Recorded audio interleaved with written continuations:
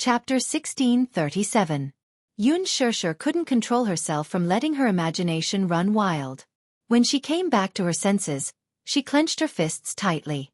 She was secretly annoyed at herself for thinking of such a dirty question.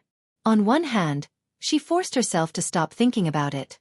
On the other hand, she was extremely curious about this man's physical potential. Was he too strong, or was she too weak? This was a problem. As Yun Shirshir thought about it, she blushed and pursed her lips. She felt that her moral integrity was almost eaten up. She could even seriously probe into such a question. She really didn't know shame. Mu Yaja glanced at her from the corner of his eyes and saw that her cheeks were flushed red. She was secretly sizing him up while holding her burning hot face. She looked like she didn't know what to do. He didn't know what kind of nonsense was going on in this little head of hers. There was obviously something wrong with her expression. Hence he asked, "What are you thinking about?" His sudden voice had startled her. She suddenly raised her head and shook her head guiltily. She hurriedly said, "I'm not thinking about any messy questions." Mu Yaja squinted his eyes suspiciously. She was giving herself away. This stupid woman. He didn't say anything, but she was so nervous. Her words were obviously trying to cover it up. Yun Shirshir had just finished her words when she suddenly realized what she meant by not thinking about any messy questions. She had said such strange words and it would only make him more suspicious. She was so embarrassed that she was about to die. She was as childish and ridiculous as a child. Perhaps it was because she wasn't a match for this man. She had never been good at hiding her thoughts. If there was anything, she didn't know how to hide it properly. Hence, she had become a joke to him. He suddenly closed in on her and wrapped his arms tightly around her waist. Step by step he pressed on. "Tell me honestly, what kind of nonsense are you thinking about?" I'm really not thinking about any nonsense." The more Yun Shirshir said, the less confident she was. Even she wouldn't believe what she said. As for this man, his skills were so much higher than hers. Obviously, he wouldn't believe what she said. Hence, he leaned over slightly and got closer to her face. Sticking close to her ear, he said seductively, "Say it. Otherwise, I'll do you right now." His words were obviously laced with danger. Yun Shirshir suddenly looked up and met his threatening eyes. She flew into a rage out of humiliation. I didn't just say that." Mu Yaja smiled like an experienced hunter. His elegance and calmness were akin to that of a prey trapped in the palm of his hand. Moreover, he was full of interest. Yun Shirshir got even angrier. However, under his threat, she lowered her head and said unwillingly, "Nothing much. I'm just curious about one thing. That's all." "What?" "You." She took a deep breath. "You never seem to get tired." Mu Yaja was stunned. Suddenly, he was amused by her serious look. He immediately guessed what she was secretly probing. "What are you laughing at?" "You little fool. You're too weak." The elevator door opened. He took her hand and strode into the room. He walked so fast that she stumbled behind him, unable to keep up. Mu Yaja. Chapter 1638. Don't. The door wasn't closed yet. However, what she got in return was the man's kiss. It was as if at this moment, the emotions that had been suppressed for a long time had finally been released. For the past half a month, including the journey from Fairy Tale Valley to the hotel, he had been trying his best to restrain himself so that at this moment, he would not hold back at all. He lowered his head, pressed down on her shoulders, and kissed her deeply. The ferocious and predatory energy was comparable to when they were in the car just now. In fact, it was even more ferocious. Even though she repeatedly cried out in surprise, she could not resist him. He pressed his lips against hers and swallowed all of her resistance and rejection into his stomach. Previously, to take care of her, he had tolerated himself. However, now that they were here, it was the world where he could do whatever he wanted. He did not need to care about those trivial matters, and he did not need to suffer any more. Now, he only needed to think about how to properly taste her goodness. In an instant, he had filtered out more than 10 positions in his mind. Just as his fingertips touched her skin, he felt a burning sensation and kissed her fiercely. In the past half a month, he had missed her so much that he had missed her so much. He was also surprised that he could actually control himself and not fly to the set to look for her. This woman had a unique charm. Once he had tasted her, he would never forget her. No matter what, he would always be able to recall her sweetness. In this world, other than her, there was probably no other woman who could be so compatible with him. As he kissed her, it was as if he was reminded of the time when he had her. That carefree and unrestrained feeling was still vivid in his mind. When he touched her, it was as if he was bewitched and could not get rid of it. Door. As Yun Shirshir struggled, she tried her best to remind him that he seemed to have something that he had not done. However, Mu Yaja was a little impatient. His long arms stretched out and with a click, the door was successfully closed as she wished. When she saw this, she heaved a sigh of relief. In the next second, she was lifted into the air. He actually reached out and his strong arm held her up steadily. At this moment, she was facing him with her back against the entryway, but her whole body was lifted into the air by him. Look at me. Mu Yaja reached out a hand and grabbed her chin, forcing her to look at him. Look at me. Yun Shirshir looked at him and her gaze froze.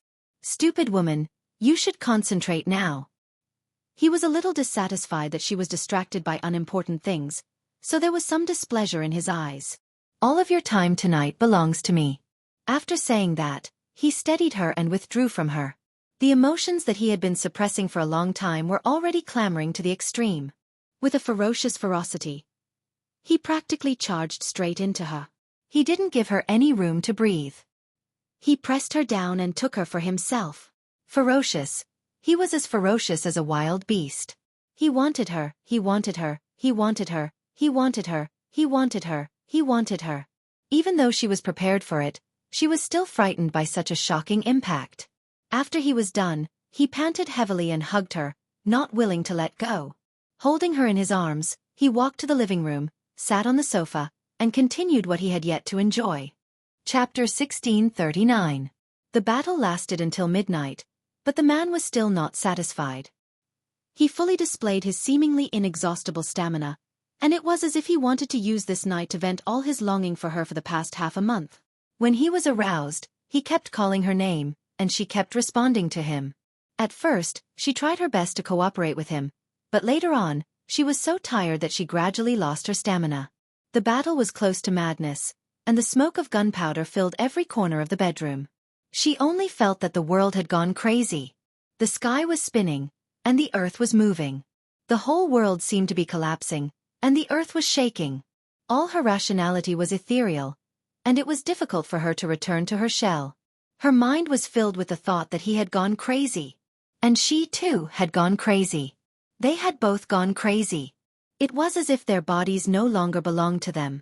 Their bodies were dripping with sweat, and it was sticky. It felt as if the two of them had been fished out of a pool. Outside the door, the two little lads were curiously leaning against the door.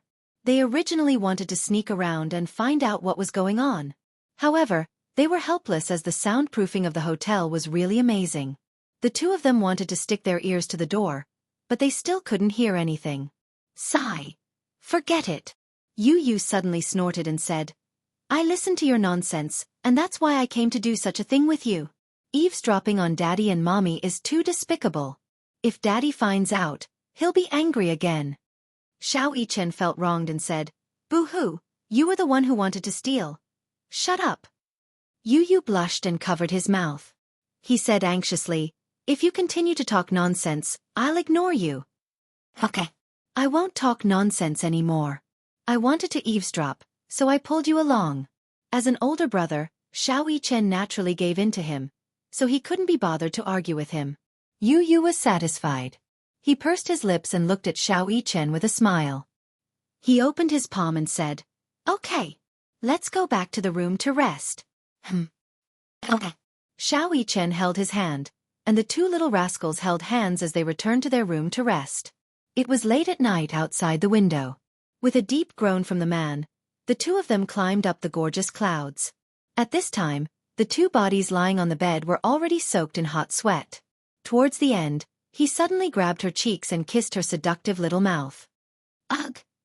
Yun Shirshir's cries were all overbearingly swallowed by him.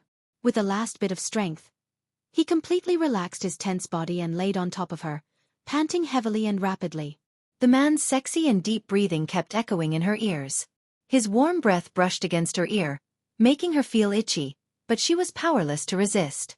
After that, she was completely paralyzed in his arms, unable to move at all. And the important responsibility of dealing with the aftermath naturally fell on him. After Mu Yaja calmed down, he couldn't help but scratch the bridge of her nose. Little rascal. This stupid woman. Throughout the whole process, he was the one who put in the effort. What about her? After everything was over, she was like a little rascal who only knew how to act shamelessly. She was paralyzed in his arms and didn't want to move at all. But it wasn't her fault. Chapter 1640. When he calmed his breathing, she was still panting heavily. One after another, it was as if the surrounding air was extremely thin and she was almost unable to breathe. It was as if he was trying his best to fill it up, but no matter what, he felt that it was not enough. Under his enlightenment, her body seemed to have turned into a puddle of spring water. Mu Yaja hugged her and walked into the bathroom. He filled the bathtub with warm water and sank her into the water, letting the two of their bodies submerge in it. When he calmed down, he liked to hold her like this. Then, he would quietly admire her beauty. Yun Shirshir nestled in his arms, her left face quietly pressed against his chest. The hair on her face was soaked with sweat and messily stuck to her face. However, after hundreds of years, it did not affect her pure beauty in the slightest. Her beauty was a kind of otherworldly beauty that did not hide a trace of dirt. At this moment, her eyes were half closed and there was a trace of drifting in her eyes. Her long and thick eyelashes drooped down, covering her eyelids with a layer of shadow.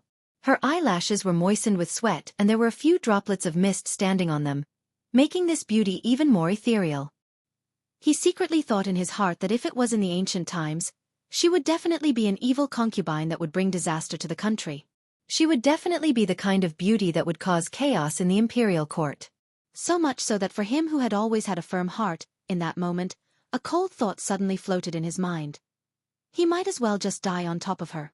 Mu Yaja helped her clean up and at the same time, he still could not control himself from entangling with her lips. Yun Shirshir, however, was enjoying his gentle intimacy. She hooked her arms around his shoulders and responded to his kiss. Occasionally, she would stick out the tip of her tongue and poke him.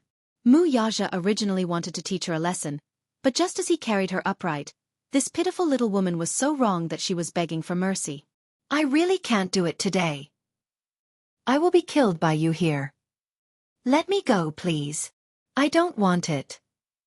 I really can't want it anymore. Seeing her so pitiful, Mu Yaja showed mercy and dispelled the thought. After the two of them had taken a shower, he wiped her clean and carried her back to the bedroom. After getting on the bed, Yun Shirshir comfortably rested her head on his arm and fell asleep soundly. This sleep was peaceful and steady, and it was actually a dreamless sleep. Early in the morning, he was woken up by the urgent ringing of the phone in the living room. Yun Shirshir was still sleepy, but Mu Yaja was suddenly woken up. He put on a bathrobe and walked to the living room. He saw that it was Yun Shirshir's phone ringing in her handbag. He picked up the phone and heard Qin Zhou's voice on the other end.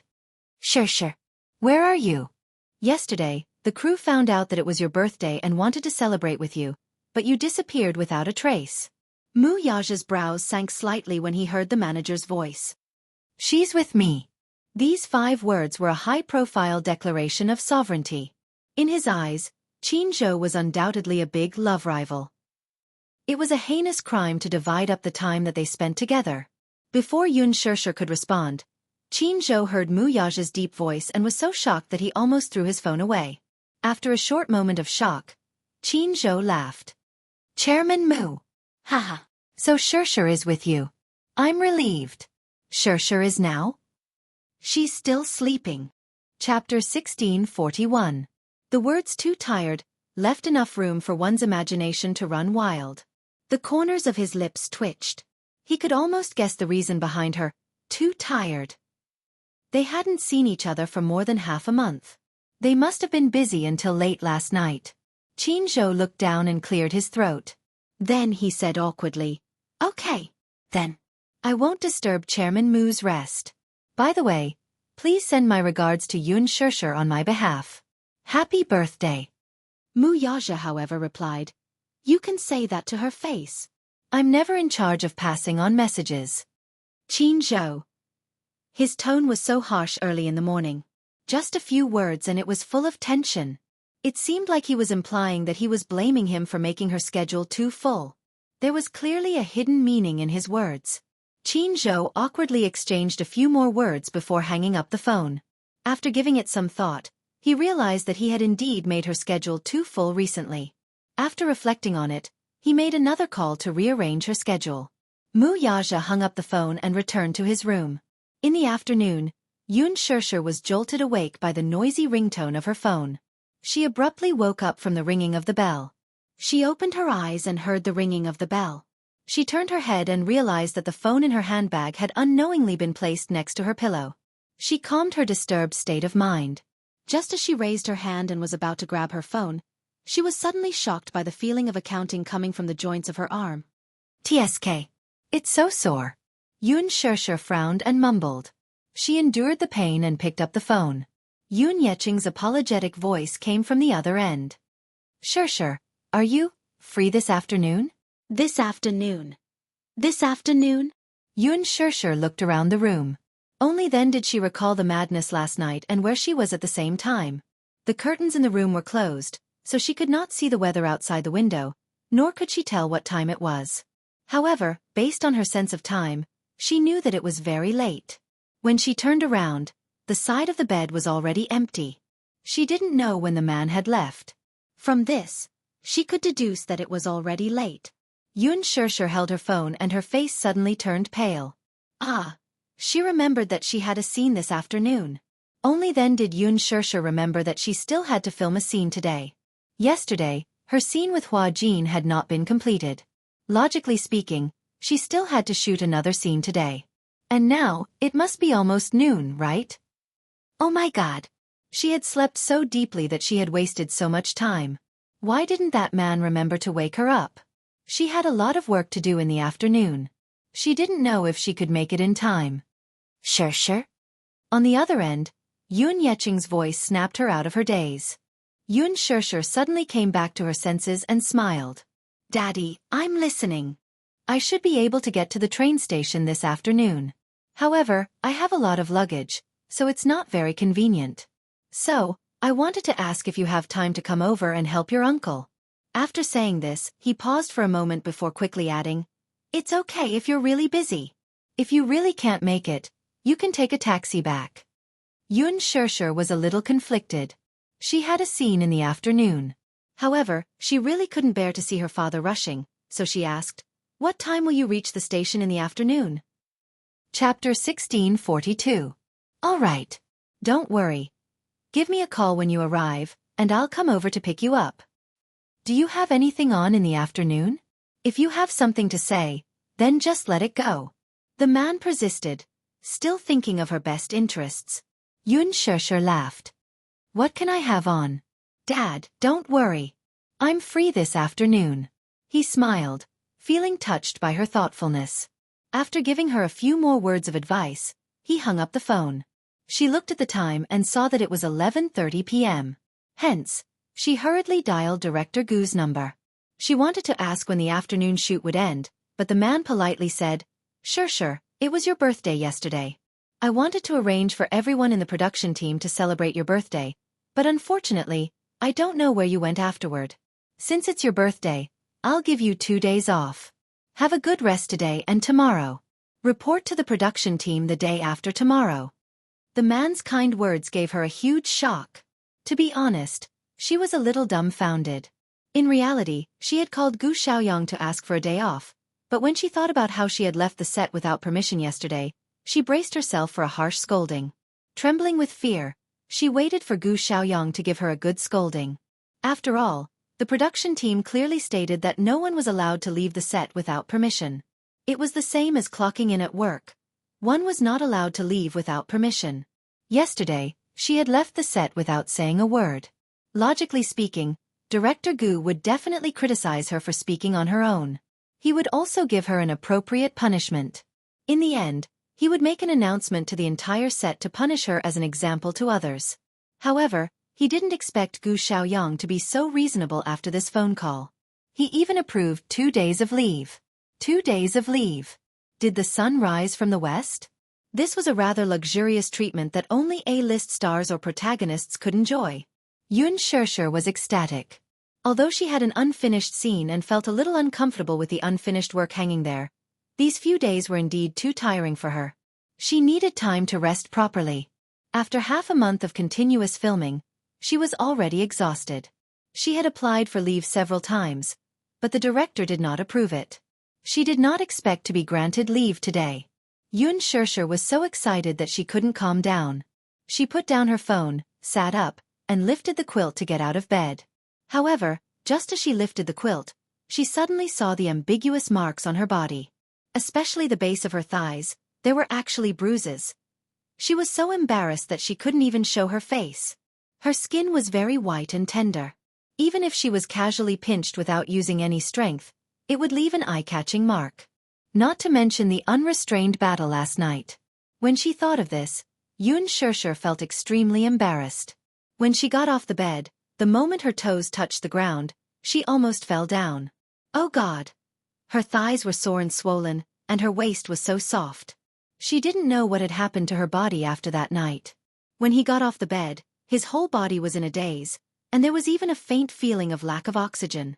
Rather than saying that he was crushed by the wheels, it would be more appropriate to say that his entire body felt like it was falling apart.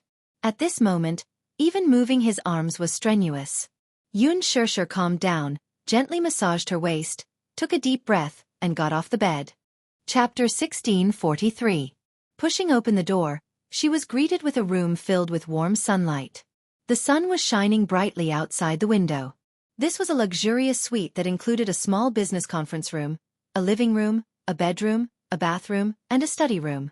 Yoon Shurshur put on a bathrobe and walked into the study room. She saw Mu Yaja sitting in front of the computer, staring intently at the screen. He was so focused that he didn't realize that Yoon Shurshur was standing behind him. It was only when she leaned against his back and wrapped her arms around his shoulders that he suddenly realized that she had entered the room without him knowing. "Are you busy?" Yoon Shurshur rested her chin on his shoulder and looked at the computer screen in front of him, only to realize, to her annoyance, that the files on the screen were actually a series of densely packed financial reports. Just looking at them gave her a headache. It turned out that he was dealing with the company's quarterly financial reports. She said guiltily, "Did I disturb you?" Mu Yaja smiled and patted the back of her hand gently. His voice was gentle as he asked, "Why don't you rest for a while? If you continue sleeping, it'll be night soon."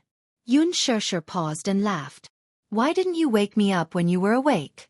Mu Yaja raised his eyebrows and said innocently, "I saw that you were sleeping soundly and even snoring like a little pig. That's why I didn't wake you up." Snoring. Yoon Shurshur was shocked. She was shocked and retorted with a red face, "You're talking nonsense. I never snore when I sleep." "Why didn't you snore?" Mu Yaja wanted to tease her though, so he said in all seriousness, "You're snoring really badly. Like a little pig. When I called you, you even smacked your lips. You don't look like a lady at all." I. She panicked. He was so serious that Yoon Shurshur believed his words without a doubt. She really thought that she really snored when she slept.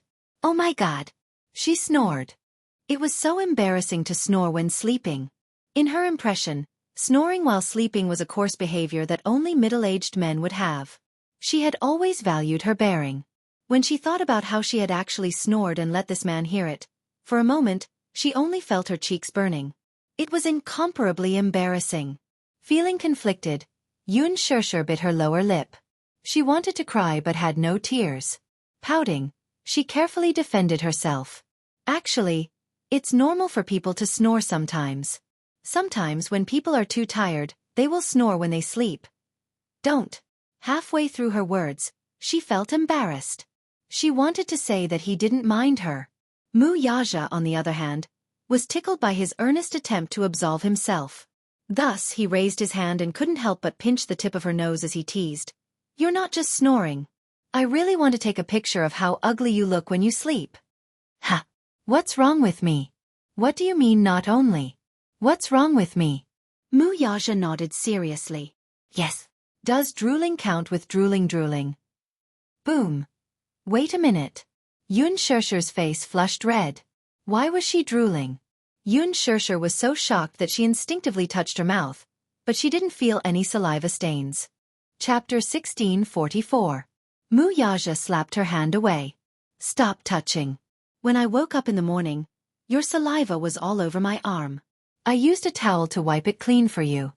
He said it so seriously that Yun Shirshir believed him even more. With a dejected look, she said, Why was I salivating? I really don't know. As she said that, she bit her lips in annoyance and cried out in her heart. It's over, it's over. Her ugly sleeping state was actually seen by this man. Yun Shirshir was very concerned about her image in his heart. Salivating and snoring. Why was she like those middle-aged men who picked their feet when she was asleep? Seeing her reaction, Mu Yaja found it cute and interesting. He couldn't help but curve his lips and snigger. Yun Shirshir heard him snickering and looked at him suspiciously. Alas, he was quick to restrain himself. By the time he looked at her, his smile had already disappeared and he was looking at her with a straight face. He did not know how to laugh at all. I might really be too tired. I hope you don't mind. However, Mu Yaja harumphed coldly. Salivating and snoring. I can tolerate that. But do you know that talking in your sleep in the middle of the night, rolling up the blanket, and even kicking people? That's really too much. Yun Shirshir widened her eyes in shock and looked at him in disbelief. That's impossible. When I'm sleeping, I'm quite well behaved. I've never kicked people or talked in my sleep. Rolling up the blanket was especially too much. When I woke up in the middle of the night, the blanket on my body was gone. As he said that, Mu Yaja sighed helplessly. I really don't know how badly you tormented me last night. Yun Shirshir bit her lips. She really wanted to cry but had no tears.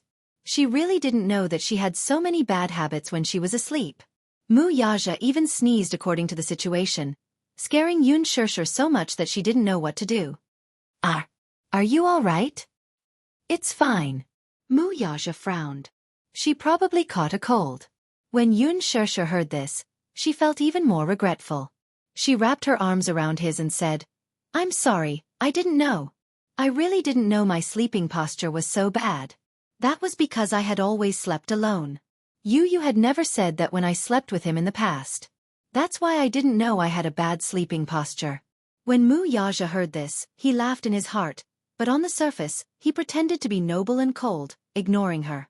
Yun Shirshir was even more frightened, thinking that what he said was true. She said pitifully, Did you catch a cold? If I catch a cold, I'll feel guilty. Just as she was racking her brains to come up with a way to smooth things over, the man's lips curled into a smile as he suddenly wrapped his arms around her waist. In just a split second, he had her in his embrace. Lowering his head to look at her, he lovingly planted a kiss on her cheek. Little idiot, no matter how bad your sleeping posture is, I like it. Yun Shirshir was stunned. Looking at the playful look in his eyes, she suddenly reacted. Pointing at him, she complained, You weren't teasing me just now, were you? You just realized? Mu Yaja moved his face closer to hers. The playful smile in his eyes had a tinge of naughtiness as their noses touched. I like to tease you. He liked to see her flustered and helpless, like an anxious little bunny. Chapter 1645. This was probably one of the few disgusting interests that he could enjoy. Yun Shirshir punched him hard, but even though she used a lot of strength, it did not hurt him at all. He could not help but laugh. To him, this little fellow's strength was not worth mentioning at all. Mu Yaja, why are you so bad? You actually lied to me and said that my sleeping posture was bad. Hey! Do you know that I almost believed you? Yun Shirshir felt extremely wronged. She had actually been so stupid to believe his words and even seriously consider how to explain herself. But she did not expect that he was just teasing her. She was extremely unhappy. Why did she feel so stupid and gullible? Was it fun to tease her?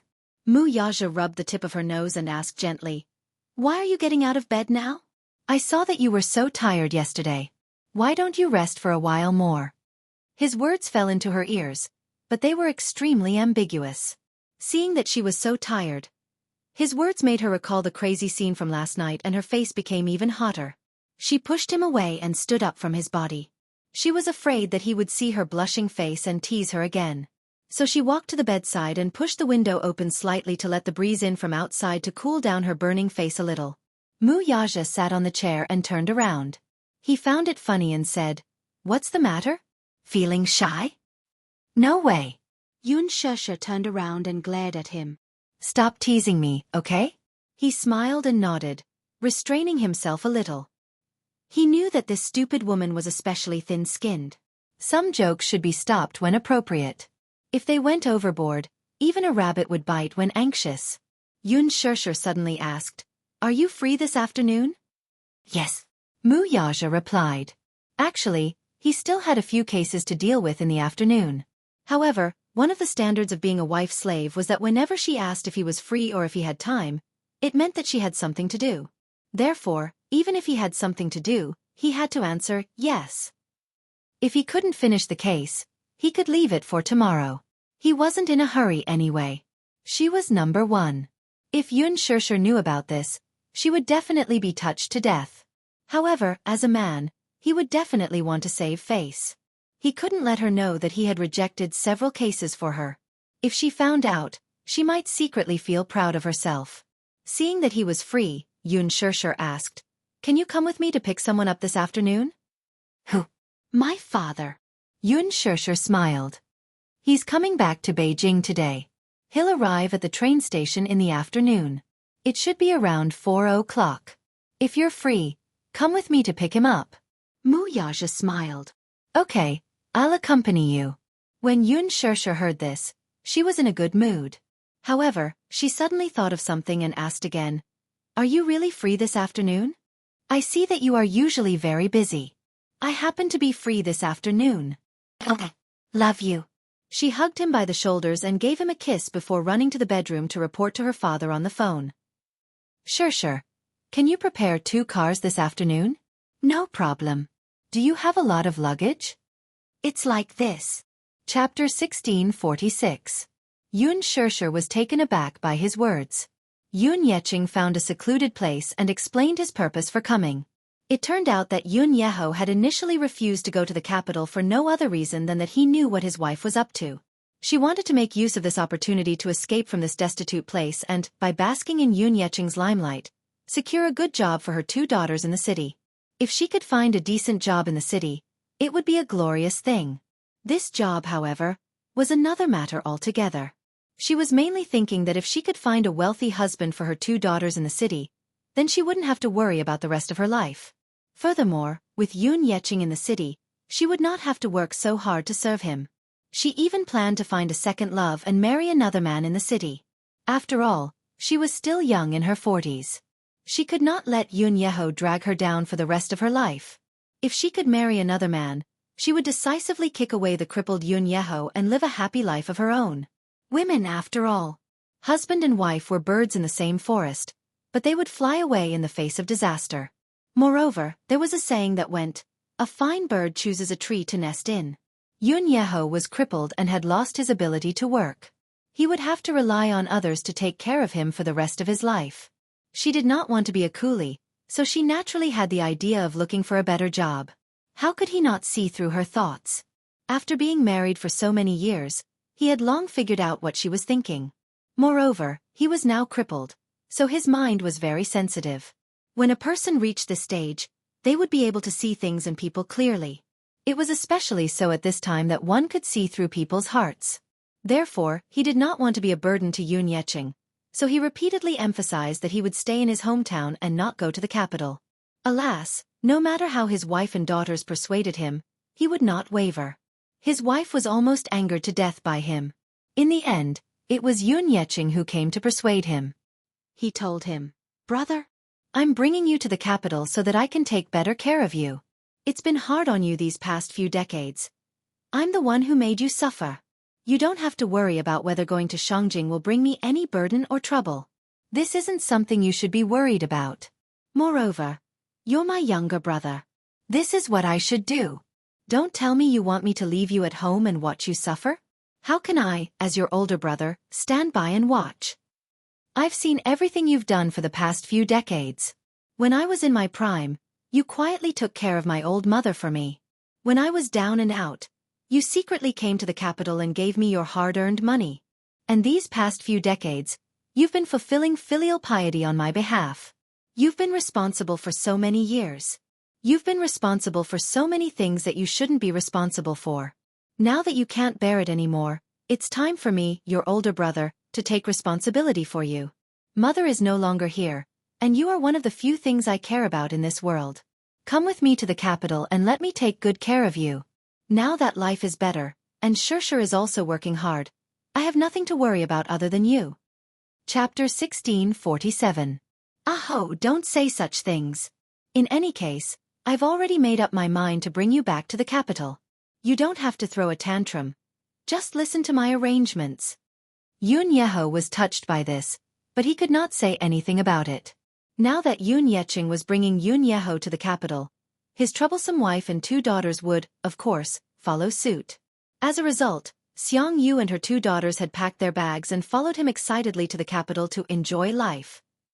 As mentioned earlier, when Yoon Yeho was young, he worked at a construction site and earned enough money to build a new house in his hometown.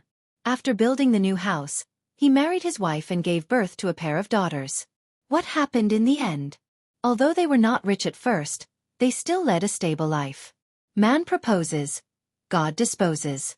Yoon Yeho got injured while working and became half-paralyzed. With his pillar of support collapsing, the burden of living naturally fell on his wife's shoulders. She had a seriously ill mother-in-law and a half-paralyzed husband at home.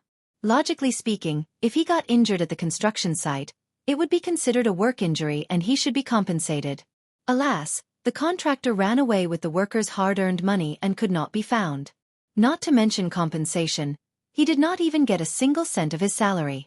As a result, he could only enjoy some subsidies from the village and rely on the few acres of farmland at home for his income. His wife was willing to work hard without complaint at first, but as time passed, she began to complain.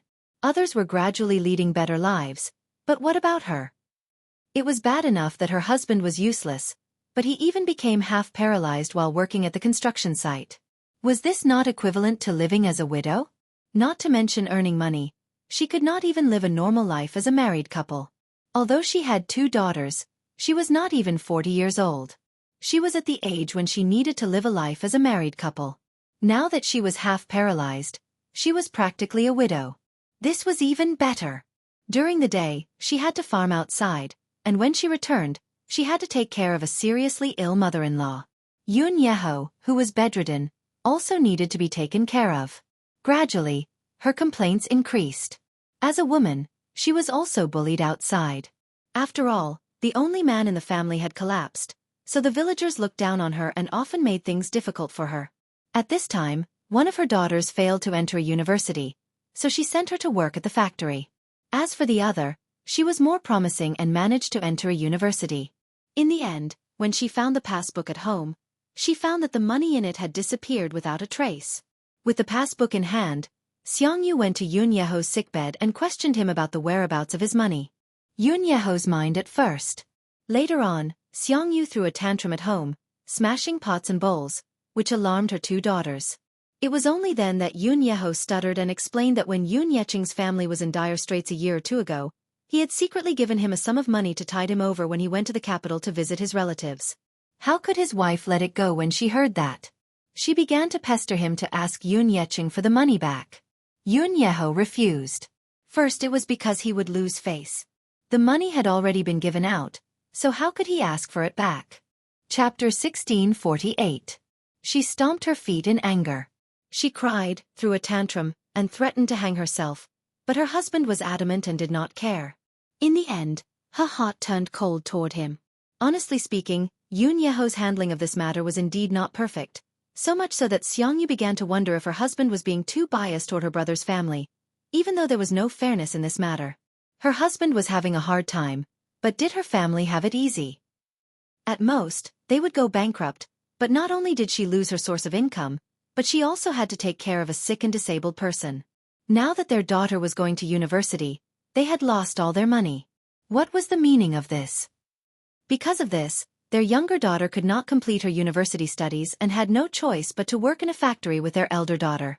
Because of this, She bore a grudge against them and even became sloppy when it came to taking care of her mother-in-law and husband.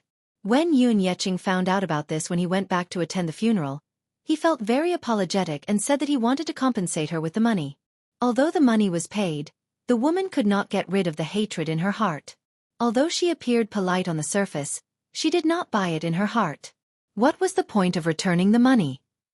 Because of this, her daughter could not complete her university studies.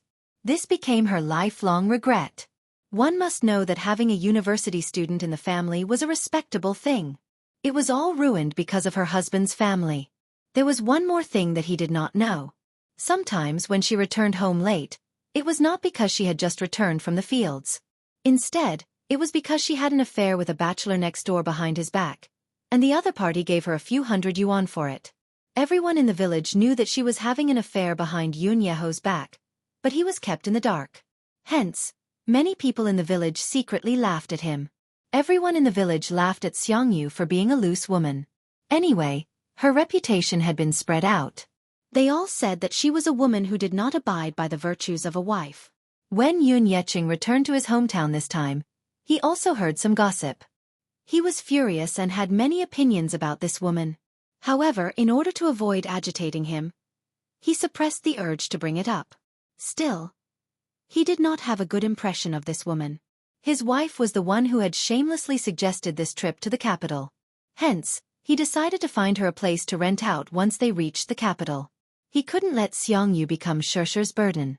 At 4 in the afternoon, Yoon Shusher and Mu Yaja arrived at the station early in the morning. Each of them drove a Mercedes-Benz SUV. Mu Yaja specially called for bodyguards to clear the road to prevent paparazzi from taking photos. They were all public figures. Naturally, they had to be on guard when they appeared in public. When the car arrived at the station, Yoon Yeching gave her a call. Yoon Yeching was stunned to see Mu Yaja, who was dressed in casual wear, standing in front of him, looking tall and slender. He then looked at Yoon Shusher with suspicion in his eyes. "Shusher, isn't this your university professor?" Yoon Shusher coughed and said, "Dad, let's go home first. There are too many people here, so it's not convenient to talk." All right. Yoon Yeching nodded and then turned to the wheelchair-bound Yoon Yeho. "Aho, this is Shusher. Can you still recognize her when she grows up?" Chapter 1649. Yoon Yeho stared at her for a long time before realization dawned on him. "Oh my, Shusher. It's really you. I recognize you. Hee hee." He grabbed her hand and patted it as he lamented, "Shusher has grown up and is even prettier than when she was young. A girl changes 18 times between childhood and womanhood." Tears welled up in his eyes as he lamented. Xiangyu and Yoon Yeho's daughters, who were standing behind them, had ugly looks on their faces. However, they quickly suppressed their feelings of discomfort. Inwardly, Xiangyu thought, "We're not his daughters, so why is he being so affectionate?" Yoon Shusher glanced at her mother and her 2 daughters behind her before walking up to them with a smile. "This must be Auntie, right? Nice to meet you, Auntie." Xiangyu smiled. Of course, she had to do it well. She said enthusiastically, "Oh, Shusher, it's you. Look. You've changed so much since you've grown up that Auntie couldn't recognize you." At the side, her eldest daughter, Yoon Qingmiao, suddenly asked, Sister Shusher looks different from when she was young. I can't tell." Yoon Qingmiao was 3 years older than Yoon Shusher and had met her once when she was young. Her other daughter, Yoon Qinli, said disapprovingly, "Sis, how many years has it been since you last saw Shusher? You must have forgotten how she looks like." Yoon Shusher smiled and sweetly greeted, "Sister Qingmiao, Sister Qinli." The 2 sisters went forward and shook hands with her, but for some reason, Yoon Qinli looked at her strangely. Yoon Qinli didn't really like her. After all, if not for Yoon Yeching's matter, she would not have failed to attend university and become a laughingstock. Mu Yaja walked forward, but when he appeared in front of the sisters, he instantly attracted the attention of the mother-daughter trio. He was too dazzling. Even though he was wearing sunglasses and a low-key casual outfit, standing silently beside Yoon Shusher, it was hard to ignore his powerful aura. His presence was too strong. Yoon Qinli had only noticed Yoon Shusher at first, but Yoon Qingmiao, on the other hand, had been sneaking glances at him from the start. "Oh God! This man is so handsome. He was dressed so fashionably. Looking at the leather jacket he was wearing, it was obvious that it was expensive. Everything he was wearing was branded, right? This man must be very rich or has a good family background, right? Could it be Yoon Shirshir's boyfriend? Seongyu also noticed him. She tugged on Yoon Shirshir's sleeve and secretly asked, This? Yoon Shirshir was once again put in a difficult position. At the side, Mu Yaja said expressionlessly, Hello auntie, I am Shirshir's husband. The sudden sound made Yoon Shirshir choke on her saliva. Cough. She snapped back to reality and glared at him unhappily. This man, how could he talk to himself? He had just proposed and had yet to register his marriage. How could he be considered her husband? Mu Yaja received her angry glare and smiled. What's wrong? Why are you so shy? Husband. Everyone exclaimed in unison in shock, but they all cast their gazes on them in disbelief. No one was more surprised than Yoon Yecheng. This man. Wasn't he her university professor? Why did he return to his hometown to visit his family for only a few months and become her future son-in-law? Yoon Yeho's eyes widened as well. Chapter 1650. Yoon Qingmiao pressed on. That's right. I haven't heard that you're married in our hometown, and there's no wedding banquet either. Have you guys registered your marriage? Yoon Shirshir was a little embarrassed as she answered. We haven't registered our marriage yet. Everyone's expression became even weirder when they heard that. Yoon Yecheng, in particular, furrowed his brows and glared at his future son-in-law as if he were looking at a love rival. He was somewhat suspicious, afraid that the latter was a bad guy who had appeared out of nowhere to kidnap his daughter. His eyes were full of wariness as he sized him up. Mu Yaja also sensed the unfriendliness in his father's gaze. He turned to look at him and gave him a deep smile. On the other side, when Seongyu heard Yoon Shirshir's words, she was a little picky. How can you be considered my husband when you haven't registered your marriage? Yoon Shirshir was about to reply when Mu Yaja spoke first. Shirshir is my wife. Whether we register our marriage or not doesn't mean anything. His domineering and firm attitude made Seongyu swallow her words with just one sentence. Suddenly, she sized up Mu Yaja again before her gaze finally landed on the branded watch on his wrist. He was dressed very low-key today, and this watch was probably the only thing on him that symbolized his status. Yoon Qingmiao also saw the watch on Mu Yaja's wrist. Startled, she leaned close to her mother's ear and whispered, Mom, this man seems to be very rich. He's wearing a Vacheron Constantin watch. This watch costs at least a few 100,000 yuan, and the more expensive ones cost millions. Vacheron Constantin. Her mother was shocked and even more incredulous. She had never heard of this watch. Yoon Qingmiao only knew about it because the boss of the factory she worked at wore this watch. She heard that it cost a few 100,000 yuan. It was so expensive that it cost millions. She had never seen it before though. What watch? One for a few million. At this moment, the way she looked at Mu Yaja changed slightly. There was an unusual sizing up and satisfaction in her eyes. Hee. Why don't I know that Shirshir has a boyfriend?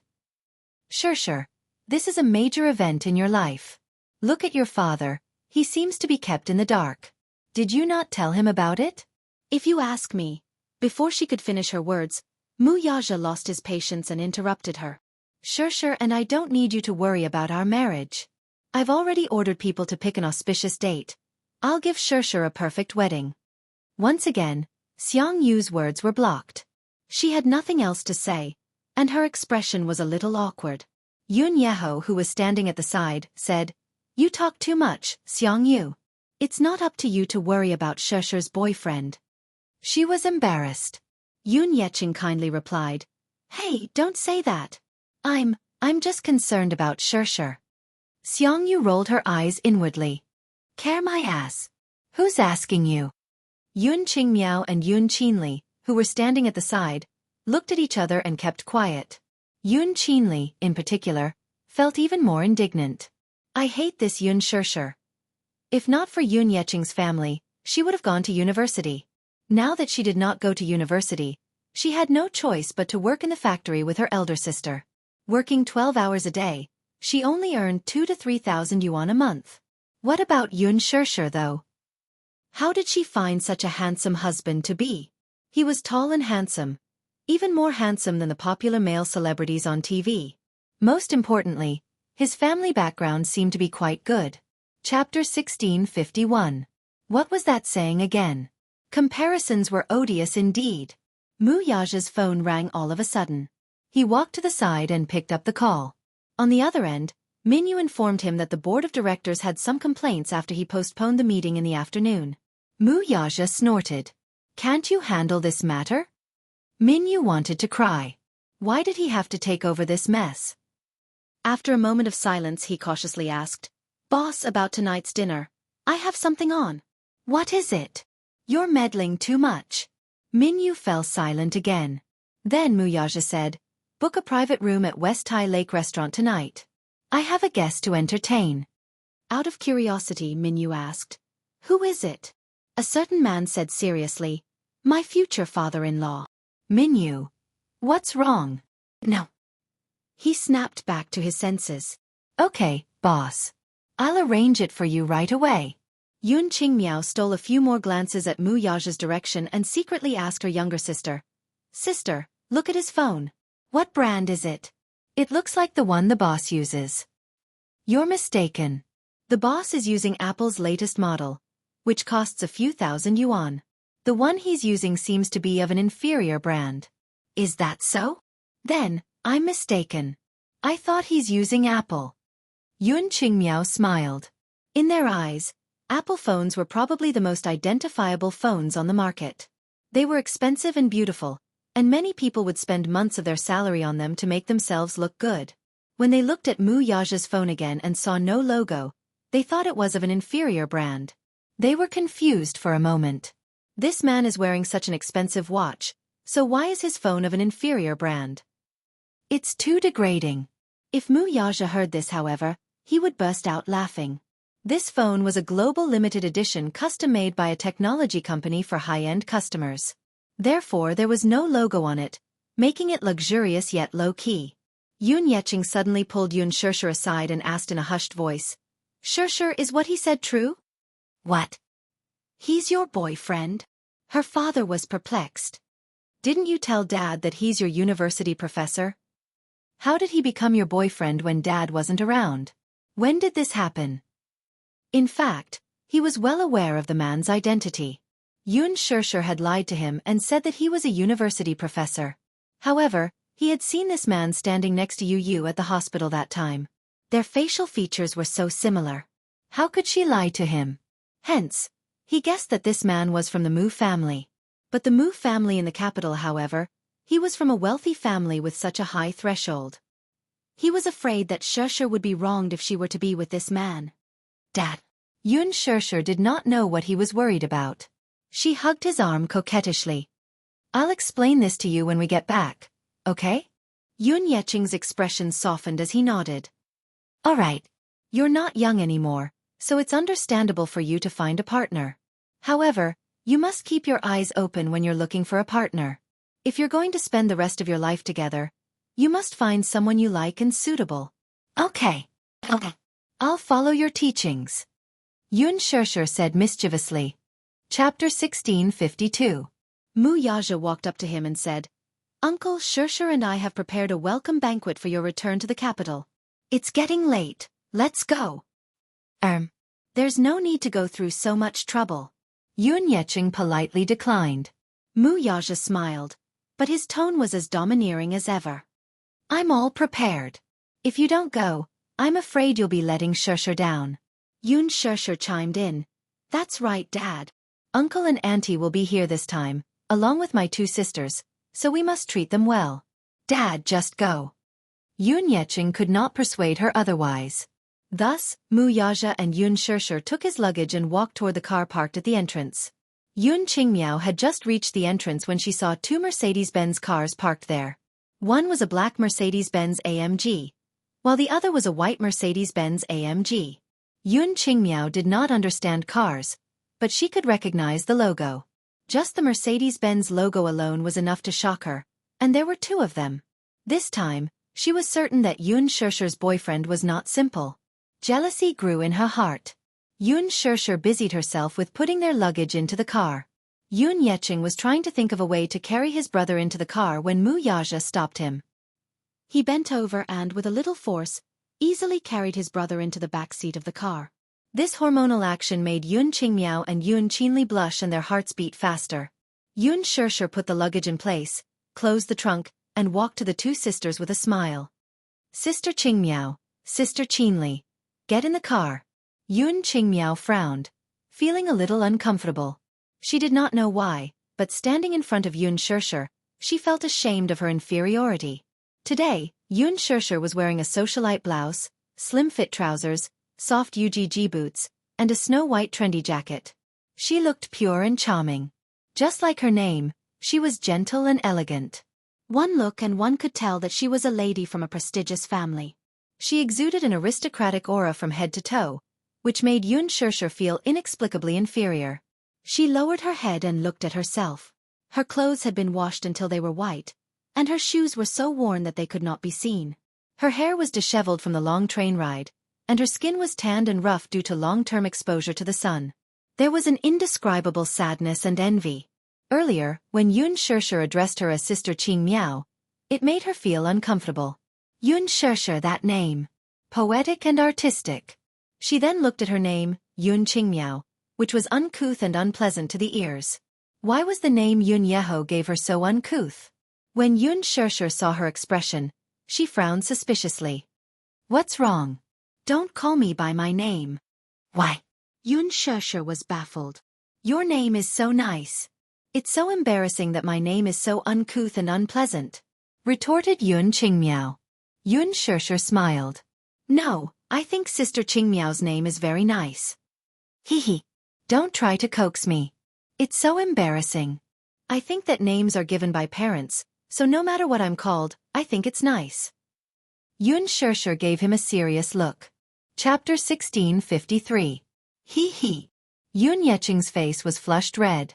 When they got into the car, Yun Qingmiao pointed at Mu Yaja's car and asked, Shirshir, can Qinli and I sit in this car? Sure.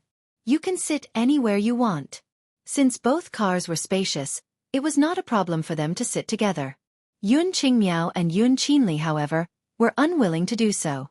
They wanted to sit in Mu Yaja's car, so Yun Yeho, Yun Yecheng, and Xiang Yu sat in Yun Shirshir's car. The two sisters, on the other hand, sat in Mu Yaja's car. The moment Yun Qinli got in, she was shocked by the spacious interior. Every detail of the Mercedes-Benz Gulsamg, an imported SUV, was high-end. Leather seats, panoramic sunroof, and streamlined body. Thus, when the sisters got into the car, they felt a little uneasy and restrained. Somehow, they felt that this car was too high-end and expensive. The car started moving slowly. Mu Yaja kept his eyes fixed on the front as he held the steering wheel and led the way. Yun Shirshir's car followed behind. He drove a little slowly, seemingly taking into account that she was inexperienced in driving, so he did not drive too fast for fear that she would not be able to keep up with him. After getting used to it for a while, Yun Qingmiao finally relaxed her body. She leaned forward slightly and leaned on the back of the driver's seat. Through the rearview mirror, she silently sized up Mu Yaja's side profile. He had an arrogant lower jaw and flawless facial features. He was handsome and resolute, and his eyes exuded an incomparably noble and arrogant aura. She could not help feeling a little infatuated. She had never seen such a handsome man before, especially this man. Not only was he good-looking, but he also came from a wealthy family and was very charming. No woman could resist such extraordinary charm in front of him. She was no exception. Her heart was stirred. Thus she asked with a grin, "What's your name?" Yun Qinli, who saw that her sister actually dared to strike up a conversation with this unapproachable man, was instantly interested and moved forward. Mu Yaja stared at him, but his voice was cold. "In the future, you can call me brother-in-law." "Brother-in-law?" Yun Qingmiao laughed dryly at that. "That's not very nice, is it? You're not even engaged yet, so it's not appropriate for me to call you brother-in-law now." Mu Yaja frowned slightly but did not say anything. "Tell me your name. I don't even know your name." Yun Qinli also chimed in. "That's right." Mu Yaja suddenly said, "Pay attention to your seats." Yun Qingmiao and Yun Qinli exchanged glances before turning to look at their seats curiously, not understanding what he meant. What do you mean? I don't understand. Mu Yaja said. Seatbelt. Yun Qingmiao grabbed the seatbelt, but she was still confused. What's wrong with the seatbelt? Fasten it. Yun Qingmiao did not know whether to laugh or cry. Why are you fastening the seatbelt? Mu Yaja raised a brow impatiently and then turned the steering wheel abruptly, making a sharp turn. Caught off guard, the two sisters bumped into each other and nearly fell out of their seats. When the car returned to normal, the two sisters raised their heads in embarrassment and quickly fastened their seatbelts, not daring to say another word. This way, even if Yun Qingmiao wanted to talk to him, she could not do so due to the seatbelt. He did not like women other than Yun Shishir to be so close to him. Chapter 1654. The car continued its journey.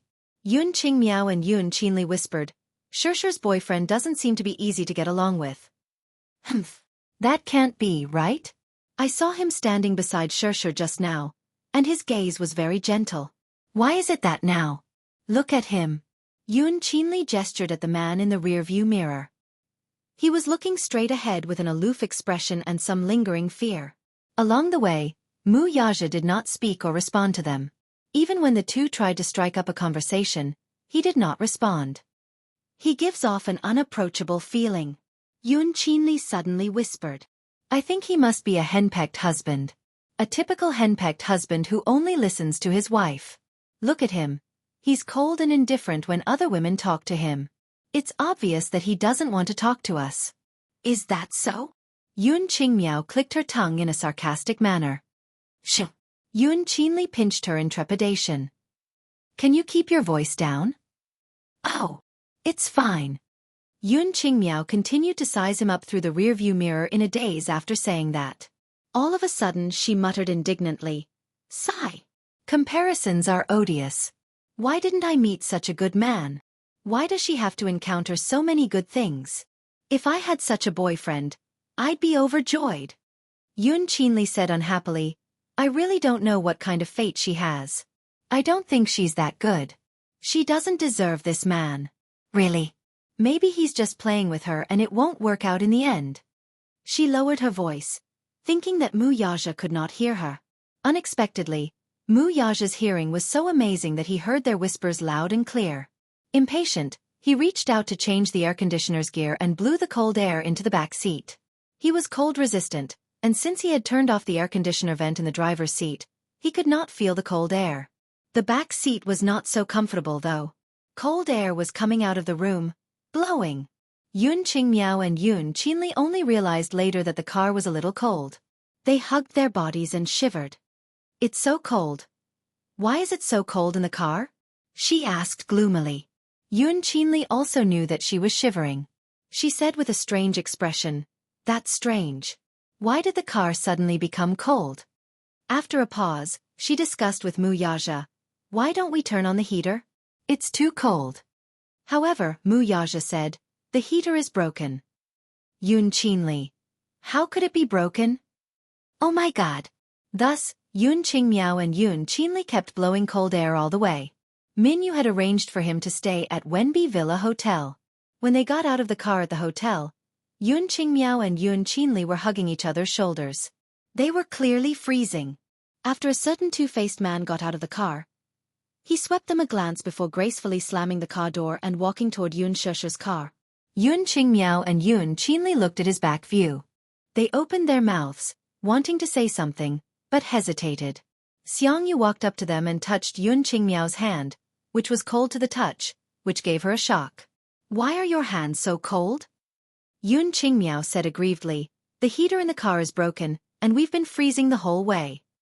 Shielding her daughter, Xiangyu said angrily, What lousy car is this? How can the heater be broken? Chapter 1655. Yun Qinli was a little puzzled. Earlier, she seemed to have seen the air conditioning on the dashboard display. Did he turn it on purpose? She had her suspicions. Mu Yaja had originally booked the West Lake Thai restaurant, which was located in the One by Villa Hotel. It was considered a high-end restaurant. Although it could only be considered high-end, the dishes in the restaurant were sumptuous and delicious. After stabilizing the car, Yun Shishir helped Yun Yeching out of the car. As for Yun Yeho, he was naturally carried out of the car by Mu Yaja, who then pushed his wheelchair into the hotel. At first, Yun Yeho was a little restless and politely declined the offer. From their first meeting, he could tell that this man was of noble status. He was either rich or powerful, so he felt somewhat flattered to have him push his wheelchair. Mu Yaja, however, simply said, "You're not in good health, so just sit still. You don't have to worry about anything else." Hearing this, Yun Yeho did not say anything else. His flushed face showed that he was in a good mood. Yun Shirshir snickered when she saw this. This fellow is quite good at doing things. Inside the hotel, the restaurant manager naturally did not dare to delay the arrival of a distinguished guest. He led the waiters to line up at the entrance to welcome him.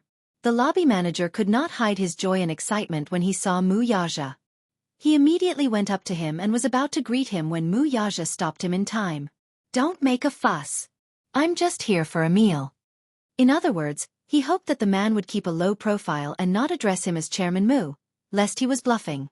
The lobby manager kept quiet when he heard this. Naturally, he understood the underlying meaning of his words and nodded with a smile. "Chairman Mu, the private room is ready for you. This way, please." Even though he was told to keep a low profile, he still had to address him as Chairman Mu. Otherwise, it would be breaking the rules. He gave the waiter beside him a look, and the latter immediately stepped forward to help Mu Yaja push the wheelchair into the elevator. The elevator in the hotel was not big, so when Yun Shirshir stepped inside, it was already overloaded. Seeing this, Yun Qingmiao giggled. "Shirshir, why don't you walk up? It's only the 5th floor anyway." Yun Shirshir nodded. "All right. Then I'll walk up. You guys enter the private room first." Just as the elevator doors were about to close, Mu Yaja suddenly stepped out.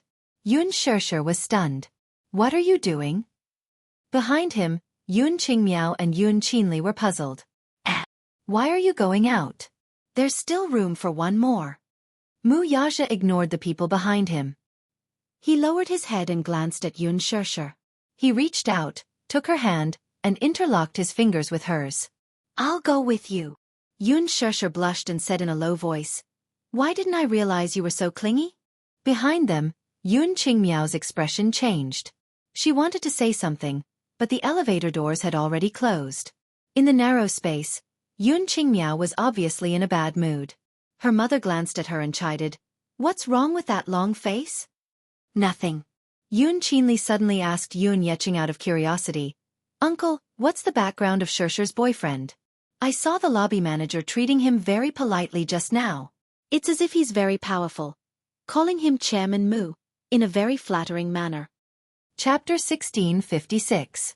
Yun Yeching let out a dry chuckle but did not reply. His mother, however, interjected from the side. "Brother Cheng, since he's Shirshir's boyfriend, I think you should really find out more about him. Shirshir is so young and pretty. If she gets abducted by some unknown rascal, you'll have a lot to cry about." "That's right. Uncle, you should find out more about him." Yun Qingmiao chimed in from the side. Yun Yeho, who was in his wheelchair, clicked his tongue and reprimanded, "Why are you poking your nose into other people's business? He's Shirshir's boyfriend. Why are you all so concerned about him?" Yun Yeho, what's wrong with you today? Why are you always pouring cold water on me?" His wife retorted in dissatisfaction, unwilling to be outdone. Yun Yeching tried to smooth things over. "Oh dear. Today is a rare happy day. Let's not bicker." Yun Yeho kept quiet when he heard that. His wife snorted and muttered something under her breath. Her voice was so low that no one could hear what she was saying. Mu Yaja and Yun Shirshir soon arrived at the private room. However, before the two could take their seats, Yun Qingmiao asked Mu Yaja curiously, "I heard them calling you Chairman Mu earlier. Hee. Are you a big boss?" Yun Shirshir furrowed her brows in discomfort. Why is this woman paying so much attention to Mu Yaja right from the start? She cast a sidelong glance at a certain man, but her brows relaxed. It was not surprising, though. After all, this man was a magnet for bees and butterflies. Putting aside his handsome looks and impressive family background, just his noble aura alone was enough to move one's heart. He was indeed not someone to be worry-free. Mu Yaja looked up at Yun Qingmiao. Initially, he wanted to ignore her, but with so many pairs of eyes watching, he could not appear too cold. Hence, with a smile, he said casually, "Everyone in this hotel calls me boss." Yun Qingmiao had a feeling that he was hiding something. Just as she was about to question him, Xiangyu beat her to it. "I heard the lobby manager calling you Chairman Mu earlier. Hee. I still don't know your name, so can I call you Xiao Mu?" Mu Yaja nodded. Xiangyu smiled in satisfaction. Yun Shishir, on the other hand, snickered. "Xiao Mu?" This title really made one not know whether to laugh or cry. If all of Dixing's subordinates knew that their boss outside, they would be in the wind, Yun Yeho quietly sized him up and exclaimed in admiration, "Xiao Mu, you're really tall and handsome. Plus, you're very polite too." Xiangyu added, "That's right. To be able to find someone like Xiao Mu, there must be smoke rising from your ancestors' graves." Yun Shishir frowned. Her aunt's words were inappropriate and should not be said in front of so many people. However, after thinking about it, she did not pursue the matter. She heard that this auntie had not studied for many years and was not particular about her speech, so she could only let it pass. Yun Yeqing, on the other hand, remained silent. From the moment Mu Yaja entered the room, he had been sizing him up without a word, as if he were facing a formidable enemy. Today, when he returned to the capital, he did not expect that a prospective son-in-law would appear out of nowhere. This caught him a little off guard. Thus, he had yet to digest it until now. Chapter 1657. As they exchanged pleasantries, the dishes were served one by one. Everyone chatted as they ate. For some reason though, Yun Shishir had a feeling that the topic at the table revolved around Mu Yaja. Even though Mu Yaja was unwilling to pay attention to it, he still maintained a courteous look on his face. She asked, "Little Mu, how old are you this year?" Mu Yaja answered, 28. She exclaimed, "Oh dear. I really couldn't tell at all. I thought that you're only 22 years old today. That means that you've already had some aspirations of entering society." Mu Yaja answered, "I started working when I was 20. She lamented, "Does that mean that you didn't make it to university?" Yun Qinli replied, "Sigh. I didn't go to university, either. I got in, but I couldn't afford the tuition fees, so it was delayed." As she spoke, she did not forget to secretly shoot a resentful glance at her father and Yun Shishir. Yun Shishir, who was busy taking care of her father, did not notice her sister's gaze. Mu Yaja answered, "I did go to university, but I finished all my studies when I was 19. Her eyes widened in shock. "Which university are you from?" Mu Yaja answered, "Stanford." Her eyes widened. "Why are you tearing up the blanket?" Mu Yaja patiently answered, "Stanford." She frowned. "I've never heard of that university." Yun Qinli, who was standing at the side, felt a little embarrassed and quickly tried to smooth things over. "Mom, he's talking about Stanford, a very famous university in America." "Stanford. Oh, I see." She rubbed her hands together uneasily, clearly feeling a little embarrassed. Yun Yeho suddenly said, "Shishir, you should be 23 years old today, right?" Yun Shishir looked up and smiled. "Uncle, you must have remembered wrongly. I'm 24 this year." 24. Yun Yeho slapped his forehead. "Oh dear. I remembered your birthday wrongly." At the side, Yun Yeqing said, "Have you forgotten? When you came over, Shishir hadn't even gone to college yet." Yun Yeho said, "So Shishir, you're a year older than Qinli. Qinli should call you big sister." Yun Qinli was surprised. "Shishir, you're older than me by a year. Aya, what a blunder. Sister Shishir, I'll have to call you sister from now on." Soon, the topic was back on track. Alas, the two sisters still paid more attention to Mu Yaja. From time to time, they would ask questions such as, "Do you have a house in the capital? Do you have siblings? And, what are your parents' jobs?" Mu Yaja answered them one by one. However, he didn't answer in detail. Yun Qingmiao, on the other hand, was calculating in her heart. Good family background, a house in the capital, a stable job, and a high income. He's a pretty good man. Who knows, he might even be a novice. After all, the watch on his wrist can't be fake. His family must be very rich to be able to afford a 1,000,000 yuan watch. Yun Qingmiao took another look at Yun Shishir and secretly sized her up. It was no wonder she could find such a good man. She's good-looking, sweet, and knows how to coax people. Such a personality is the most pleasing to men. Yun Shishir could only feel her sister's piercing gaze on her, which made her feel a little uncomfortable for a moment.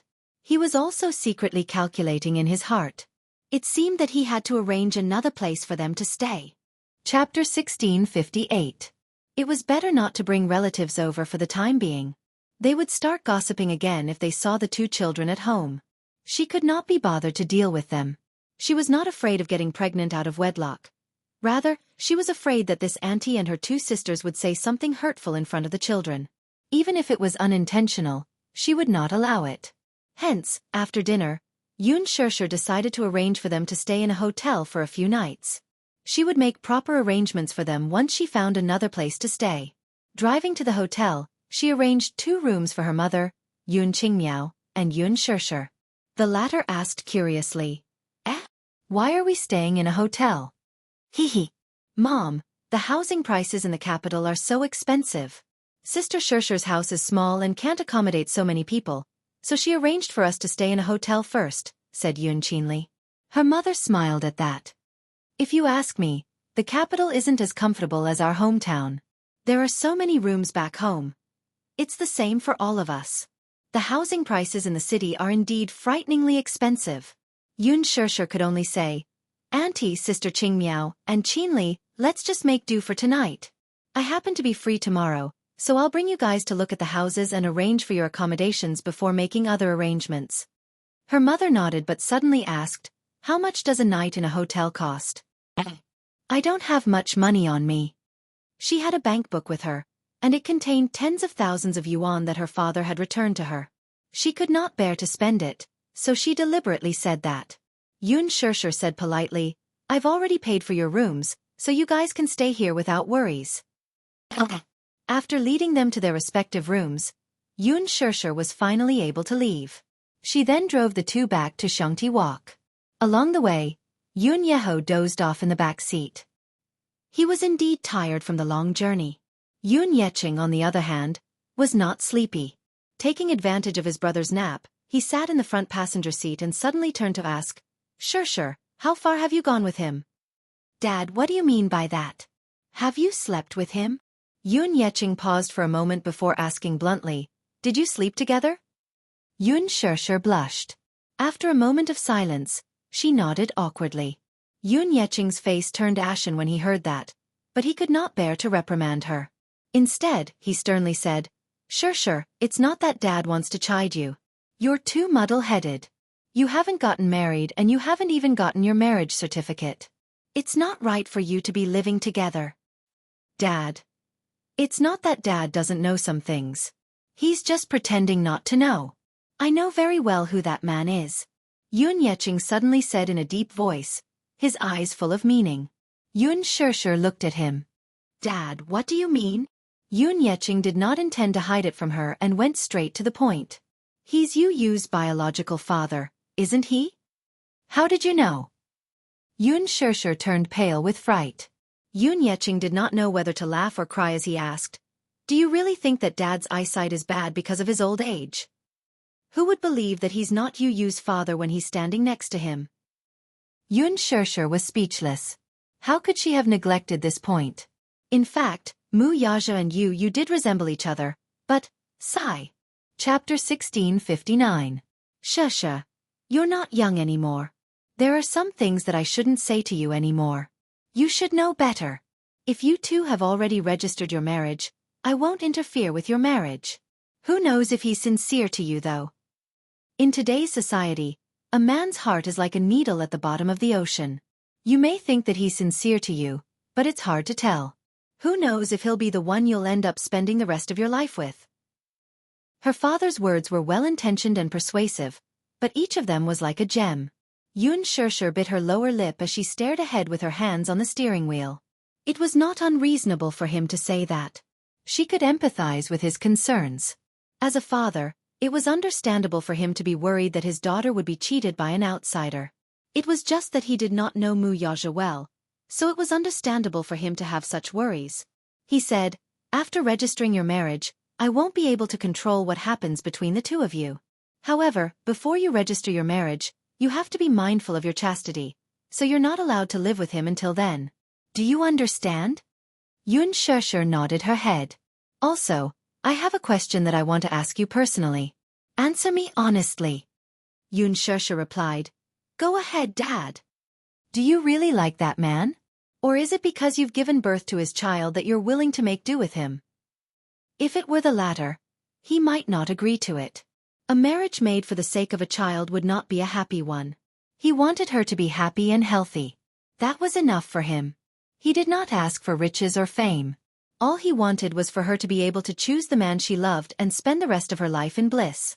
At the traffic light junction, she stepped on the brakes and turned to look at him seriously before nodding her head solemnly. The car stopped in the garage. As Mu Yaja walked over, he could feel Yun Yeching's vigilant gaze on his back, which was like a prick. He turned to look at Yun Yeching, only to see the latter regain his composure in an instant. Mu Yaja didn't think too much about it and carried Yun Yeho to the wheelchair. At the side, Yun Yeching reminded her repeatedly, "Be careful," Mu Yaja said. "Don't worry, I can handle it." Yun Yeching nodded, but his mind seemed to be elsewhere. When they entered the house, Yu Yu and Xiao Yichen heard the commotion and rushed to the door enthusiastically, only to be stunned when they saw Yun Yeching and Yun Yeho, whom they had never met before. "Grandfather? Who is this?" Yu Yu asked in surprise. Yun Yeching was equally surprised to see another tall child standing beside Yu Yu. This child looked similar to Yu Yu. He stared blankly for a moment before he suddenly reacted. Back when Shusher was a surrogate mother for the Muse, she was pregnant with twins. However, 7 years ago, Yu Yu stopped breathing when she was born. The Muse came and took away the other child, leaving behind the missing Yu Yu. This child was probably the other healthy child. Xiao Yichen looked at Yu Yu, then at Yun Yeching, and finally at Yun Yeho in the wheelchair. Chapter 1660. Xiao Yichen was also quick-witted and had a sweet tongue. Hence, he followed Yu Yu and enthusiastically called him Grandpa. This greeting almost melted Yun Yeching's heart. He squatted down in front of him and hugged him. "Little guy, what's your name?" Xiao Yichen was not at all afraid of strangers. His lips curled into a confident smile. "My name is Mu Yichen. Grandpa, you can call me Xiao Yichen." "Xiao Yichen, you're so obedient. So obedient." Yun Yeching lovingly caressed his tender face, but his heart was filled with emotions. 7 years ago, he had brushed shoulders with this child. Back then, when the child came out of the delivery room, he was wrapped in swaddling clothes and wailing loudly. The Mu family was very strict in protecting him, with bodyguards in black leading the way. At the entrance of the delivery room, there were nurses from the Mu Group's private hospital waiting to take the child away. As he passed by, he caught a glimpse of the child's wrinkled and red face and his tender little hands waving about in the swaddling clothes. At that time, he had the urge to snatch the child away from them, but he knew that such an outcome would be terrible. Hence, he restrained his impulse. Other than that one time, they had not seen each other for 7 years. Yun Yeching could not help but size him up seriously. His small face was fair and translucent, as if it was carved out of jade. It was especially adorable, pure, and charming. His eyes were similar to Yun Shusher's, but his silhouette resembled his father's handsomeness. For a moment, Yun Yeching was touched. He could not help but hug the child's shoulders and caress him over and over again. Yun Yeho, on the other hand, felt incredulous when he saw this. Who were these two little guys? Their eyes were very similar to Yun Shusher's. However, thinking about it, he felt that something was amiss. Yun Shusher was only 24 years old and unmarried. Where did these children come from? Yun Yeho looked at the two children and then at Yun Shusher, but out of courtesy, he did not ask any questions. Yun Shusher moved the luggage into the cloakroom and began to get busy. Mu Yaja was carrying his luggage through the door when he saw this scene. He was stunned for a moment before he said in a deep voice, "Xiao Yichen, come over and help." Seeing this, Yun Yeching shielded the child and immediately said, "I'll do it. Let me do it. The luggage is too heavy for a child to carry." Xiao Yichen stopped him out of filial piety. "No need. Grandpa, let me do it. You might not be as strong as me." As he spoke, he ran briskly in front of Mu Yaja, picked up a bag in each hand, and sprinted towards the cloakroom, leaving behind a horrified Yun Yeqing. This child. Divine power. So strong. This package weighed at least 20 pounds. Maybe even 30 pounds. Yet, this child was carrying one in each hand. This was too heaven-defying. Yun Yeqing was truly shocked. Mu Yaja looked at Yu again.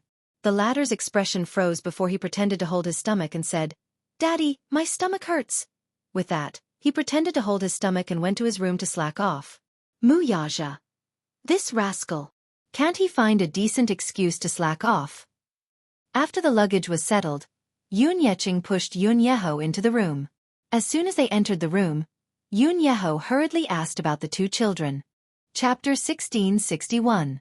Yun Yeqing did not hide anything from him and recounted in detail how, 7 years ago, the Yun family was facing bankruptcy and was burdened with debt.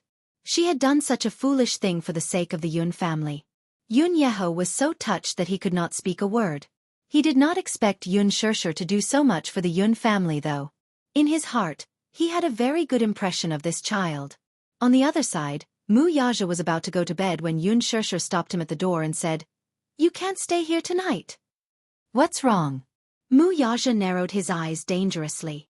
"Are you chasing me away?" Yun Shirshir blushed and explained, "I don't mean to chase you away. Don't misunderstand." "Then, what do you mean by not staying here tonight?" Mu Yaja sized her up and asked in a deep voice, "Woman, are you thinking of rebelling?" Yun Shirshir lowered her head and hesitated for a while before she stammered, "My dad just said, we haven't registered our marriage yet, so it's not official yet, so, it's inevitable that people will gossip about us if we stay together before we get married. Why don't you go back first?" Mu Yaja snorted, but his tone revealed his dissatisfaction and domineering. "Who dares to gossip about you?" "Whoever dares to gossip can come forward and try." Yun Shirshir glared at him. All right. It's late now. You should go back and rest early. I'll wash up and get ready to rest, too." Mu Yaja furrowed his brows, his eyes showing his displeasure. "This is my house," he added. "I've already proposed." Could it be that this was not official enough? Yun Shirshir explained, "But a proposal doesn't mean marriage. We haven't registered our marriage yet, so we're not husband and wife.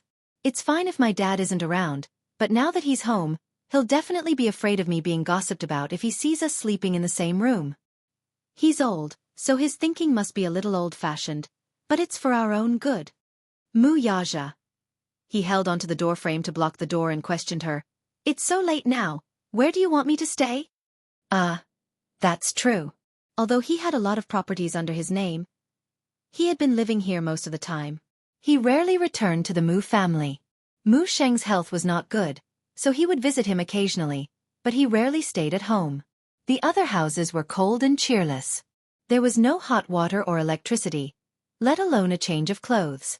She actually wanted to chase him away? She pointed to the ceiling all of a sudden. "Why don't you go to the second floor tonight?" Mu Yaja's brows sank as he spat out a few words through gritted teeth. "Yun Shirshir. I don't care." With that, she gave him a shove and locked the door with a bang. She D****. It looked like this silly woman was really determined to keep him at the door. Mu Yaja's face was filled with displeasure when the two little lads mocked him from behind. "You. Oh, Daddy, so pitiful. Xiaoyi Chen. So pitiful." The man's face turned green. He turned around abruptly and saw Yu and Xiaoyi Chen standing together in the corridor. They had the tacit understanding to cover their mouths with their hands and secretly mock him. Yu, tisk, tsk. It's so pitiful no matter how I look at it. Chapter 1662. Yu, poor daddy, you're exiled just like that. Xiaoyi Chen, exiled just like that. Yu, how does it feel to be exiled to the borders? Xiaoyi Chen, how does it feel? Yu, does it feel sad and wronged? Xiaoyi Chen, does it feel wronged? Yu, he. Serves you right. Xiaoyi Chen, he. Serves you right. The two little rascals sang the same tune and mocked him mercilessly. Mu Yaja's face fell instantly. Are you tired of living? Mu Yaja clenched his fists, making a few strange sounds. Or are you saying that you're so capable that you dare to make sarcastic remarks about Daddy? Xiao Yichen was afraid of his expression and gulped nervously. He recalled the suffering he had suffered at the hands of Mu Yaja in the past. Thus, he admitted defeat and hid behind Yu Yu in fear. However, Yu Yu didn't fall for this trick. She wasn't afraid of his threats and wasn't afraid of his expression at all. Since she had her mommy's support, she put her hands on her hips and looked at him smugly. Daddy, it's very tasteless of you to threaten 2 7-year-old children. Mu Yaja. This sharp-tongued little rascal was unmoved by force or persuasion. He narrowed his eyes and said, "Go back to your room and sleep." Daddy, why are you so fierce? Yu Yu covered her mouth and snickered. She said mercilessly, "Hey, look, I was being kind and wanted to say that if you don't know how to make a blanket, I could be kind and help you make a blanket. But you're so fierce, I'm not going to help you." After she finished speaking, Yu Yu held Xiao Yichen's hand and swaggered back to their room.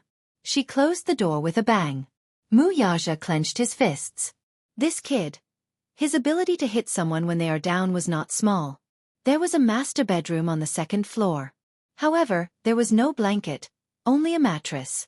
Mu Yaja had no choice but to fend for himself. He rummaged through the cabinets and took out sheets, blankets, and a set of silk quilts. After tidying them up, he went to the bathroom, took a hot bath, and went to sleep. There's a phrase called sleepless nights.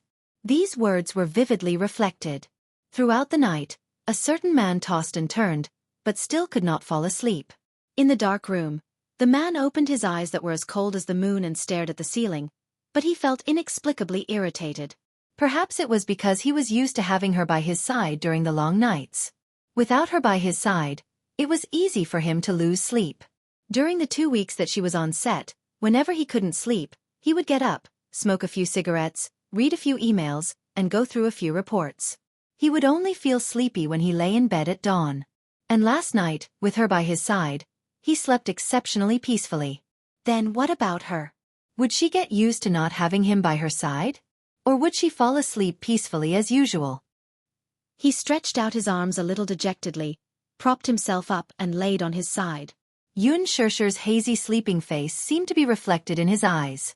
He couldn't help but reach out to touch it, but it instantly disappeared into thin air.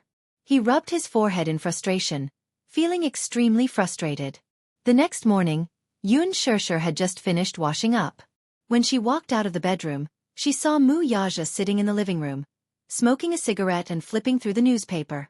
He leaned against the sofa lazily. His neat black hair was slightly messed up by the morning breeze outside the window, covering his pair of deep eyes.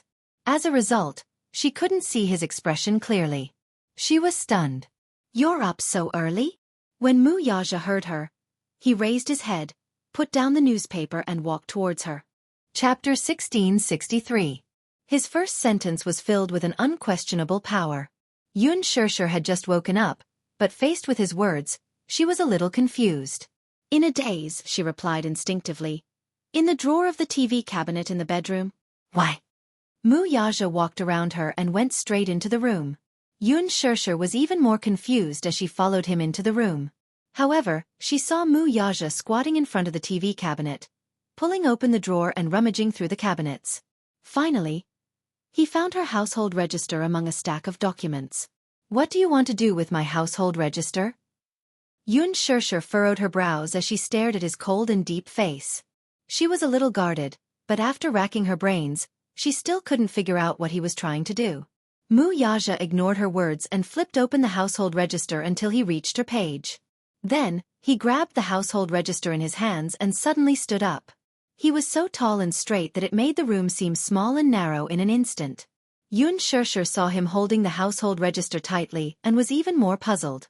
She couldn't figure out what he was trying to do so mysteriously early in the morning. However, she saw him walk in front of her and get close to her. He lowered his head and asked, "Where is your identity card?" "It's in my wallet." Yun Shirshir didn't understand, but she still answered obediently. "Where is your wallet?" Yun Shirshir blinked. In the glove compartment of the car." Mu Yaja suddenly grabbed her and walked out of the door in big strides. Yun Shirshir struggled for a while and asked with furrowed brows, "Mu Yaja, You're being so mysterious early in the morning. I can't figure out what you're trying to do. Follow me. Yoon Shurshur was stunned and asked in confusion, Follow you where? He turned his head abruptly and stared into her eyes as he enunciated each word clearly. I propose to you, HM? Yoon Shurshur nodded her head belatedly. Yeah. You promised me. And Mu Yaja said again, but his handsome eyes flashed with a touch of light. Yoon Shurshur pursed her lips, but there was a hint of shyness on her face. She didn't know whether to laugh or cry as she said, Why are you asking this? I don't understand the meaning behind your words. Answer me first. Mu Yaja paused. His tone was so strong that no one dared to defy him. You promised me, Yes. Yes. Yoon Shurshur was stunned. She felt that the man standing in front of her seemed to be possessed early in the morning. When she woke up, she saw him sitting on the sofa, flipping through the newspaper. She saw that he looked a little tired, but she couldn't figure out when he had slept last night. Hearing this, Mu Yaja suddenly gave a deep smile and raised his brow elegantly, forming a beautiful crease between his brows. Then follow me. With that said, he held her hand and was about to walk out of the door. His strides were extremely long, and he walked with his head held high, as if he couldn't wait to do something. Yoon Shurshur found it difficult to keep up with him. She stumbled and staggered a few steps. She said in annoyance, What exactly is it? To the Civil Affairs Bureau. These 4 short words made Yoon Shurshur completely confused. What? Civil Affairs Bureau. Perhaps his decision came too suddenly, so she was stunned for a long time. Suddenly, she asked a question very foolishly, Why are we going to the Civil Affairs Bureau? Chapter 1664. Her question was simply too silly. Mu Yaja lost his cool at once. With a playful look in his eyes, he could not help but ask, Register our marriage? What else could they do at the Civil Affairs Bureau? Yoon Shurshur gaped in shock. This was such a sudden decision that she was completely unprepared. Hence, when Mu Yaja said the words register our marriage, she was left with nothing but shock and confusion. She wasn't ready yet. It was so sudden. She was completely unprepared for it. What's wrong? Mu Yaja saw her hesitant look and narrowed his handsome eyes slightly in displeasure. You're not willing? Yoon Shurshur immediately replied, No, I'm not unwilling. Then why do you have such an expression? Yoon Shurshur answered truthfully, I'm not ready. She suddenly thought of something and asked quizzically, Have you checked the almanac? The almanac? Mu Yaja raised a brow. Yoon Shurshur smiled. You might not know common sense. Although we're only registering our marriage and not holding an official wedding, we still have to check the almanac to register our marriage. If it says that today isn't a good day to get married, then it means that it's not a good day to register our marriage. Mu Yaja, however, curled his lips. I've already checked it. Yoon Shurshur was even more dumbfounded. He knows how to check the almanac? Yoon Shurshur suddenly looked at the newspaper on the low table in the living room and suddenly realized why he was sitting on the sofa and flipping through the newspaper early in the morning. So this man had already prepared everything? Mu Yaja waved the household register in his hand and smiled. Come with me. Not allowing her to refuse, he held her hand and walked out of the door. After Yoon Yeching got out of bed, he first helped his younger brother wash up. When he walked into the living room, he saw Yu reading the newspaper on the sofa. His head was bent as he flipped through the pages, but when he reached the corner of a page, his lips suddenly curled into a smile. Yoon Yeching asked, Yu, is your mommy awake yet? Yu lowered her head and flipped through the newspaper. Then, she looked up and smiled brightly. It's time to go out. He asked curiously. Where did you go? Yu thought for a moment and smiled. He probably went to the Civil Affairs Bureau. He closed the newspaper. The moment the wind blew in from outside the window, it lifted a corner of the newspaper. On the page of the almanac, it showed, marriage. Mu Yaja drove to the Civil Affairs Bureau. Along the way, Yoon Shurshur still had a mysterious and subtle feeling. In fact, it was a little unbelievable. Therefore, when the two of them arrived at the entrance of the Civil Affairs Bureau and got out of the car, their heads felt heavy and their feet felt light. They were still in a daze. She had an inexplicable feeling. She felt as if she was a duck that had been forced onto a perch and was at the mercy of others. She was inexplicably dragged to the Civil Affairs Bureau, clearly with a bit of coercion. Although the marriage partner standing next to her was handsome and had a prominent family background, and just 2 days ago, he had proposed to her, and she had gladly accepted. If it were any other woman, she would be so happy that she would be on cloud 9. However, perhaps it was because he was too sudden and overbearing that she felt as if she was being coerced. She did not know where this impulse of his came from, but it was like a whirlwind that caught her off guard. Could she regret it? Yun Shirshir thought with tears streaming down her face. Chapter 1665. It wasn't that Yun Shirshir wasn't looking forward to the marriage, it was just that it was too rushed and it made her feel unreal. When they were queuing up to register, Yun Shirshir only felt that there was a dark cloud above her head. Lightning flashed and thunder rumbled from time to time. The strong wind blew and messed her up. She sat on the chair as if her soul had left her body and she didn't look human at all. Her dispirited state was a stark contrast to the group of happy young couples around her. Mu Yaja sat beside her and quietly flipped through a financial magazine.